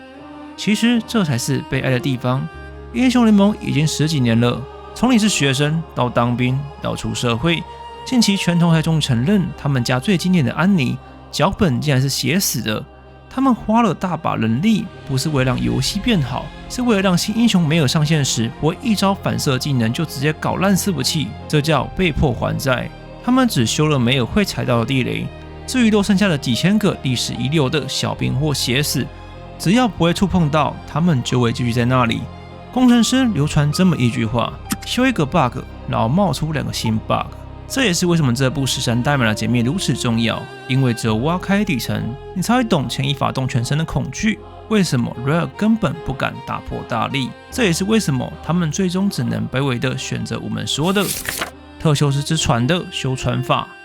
让高阶工程师慢慢把当年的小兵脚本慢慢的一块一块的拔下来后，再用新的底层干净的模组。你前面看到 CSR 的大招通用系统，就是拳头还在持续铲掉这座史山的证明。但你知道这故事最讽刺的结局是什么吗？当年写下这篇技术文章，亲自排版决定要走特修斯之船路线，带领工程师在史山上奋战的 LoL 技术主管 Brian， 他后来离职了。他跟前 Riot 执行副总裁 Jotan 一起跳船，跑去开创了新工作室，并且做出了那款没有技术在的新游戏 Superbite。但讽刺的是，史不史山跟游戏本质好不好玩，几乎可以说是完全没有关联。最后 Superbite 的下场究竟如何？强烈建议各位可以去看我频道的另一支长片《谁杀死了英雄联盟》，里面有最犀利的解答。总之，当初承诺要在这艘破船上修补木板的技术主管，最后都受不了这沉重的技术债，选择自己跳船求生。你们可能会好奇，为什么 Riot 发那么多篇文章，就只是让自家丢脸的史山代码摊在阳光下？难道他们不怕被笑吗？你以为 LoL 是史山的特例吗？斗阵有史山 ，Apex 也有史山 ，CSGO 根本是成年老史山。这就是大型长期营运游戏的共同宿命，功能越堆越多，技术债就越容易失控。Riot 从2015年开始，他们就不断发布这些硬核技术文，是因为他们很清楚这座石山已经到了不得不处理的程度，寻找有经验、愿意挑战石山的工程师，解决英雄联盟的当务之急。技术赛从来都不是 Rare 独有的问题，它是整个游戏产业在抢占市场的残酷常态。但不管如何，就算拳头真的奇迹光速解决石山问题，就传老乘客都习惯发霉木头的味道了。这艘破船背后还有100亿美金的造型营收，牵一发动全身的电竞产业链。重新开发一个全新引擎，也是需要时间去测试验证，要找各个玩家尝试这英雄手感对不对，那招会不会太 OP， 当年的机制有没有完美重现，还是变了。到了影片的最后，一定有大聪明的观众会想问：大叔，现在都2026年了 ，AI 技术这么发达，拳头为什么不直接把这千万行的纸山代码丢给最强的 AI 模型，让 AI 帮忙抓虫，重写出一套干净的底层代码？在 AI 严谨的逻辑里，伊泽瑞尔被控的瞬间，再也无法在最后一帧移走。那些曾经靠极限反应完成的逃生消失了，雷无的光速 QA 也会被判定为动画漏洞、状态机违规切换而被彻底抹除。所有 AD 射手在攻击的那一瞬间无法被取消，必须完成动作才能走位，因为动画必须完美播放。AD 射手走 A 生态也会完全改变。如果真的让 AI 把底层逻辑完全修复，这款游戏将不再有奇怪的判定延迟，不再有玩物皆小兵的荒谬，连那台专门用来擦屁股的时光回溯也有可能会直接报废。它会变成一款在数学与工程学上绝对公平、完美无瑕的竞技游戏。但那样的话，它还是我们认识的那个英雄联盟吗？有时候，这座由3秒胶 OK 泵写死无数个工程师血泪堆积起来的史山，那些让我们气到砸键盘又忍不住笑出来的荒谬 bug， 早就已经成为这款游戏无可取代的灵魂。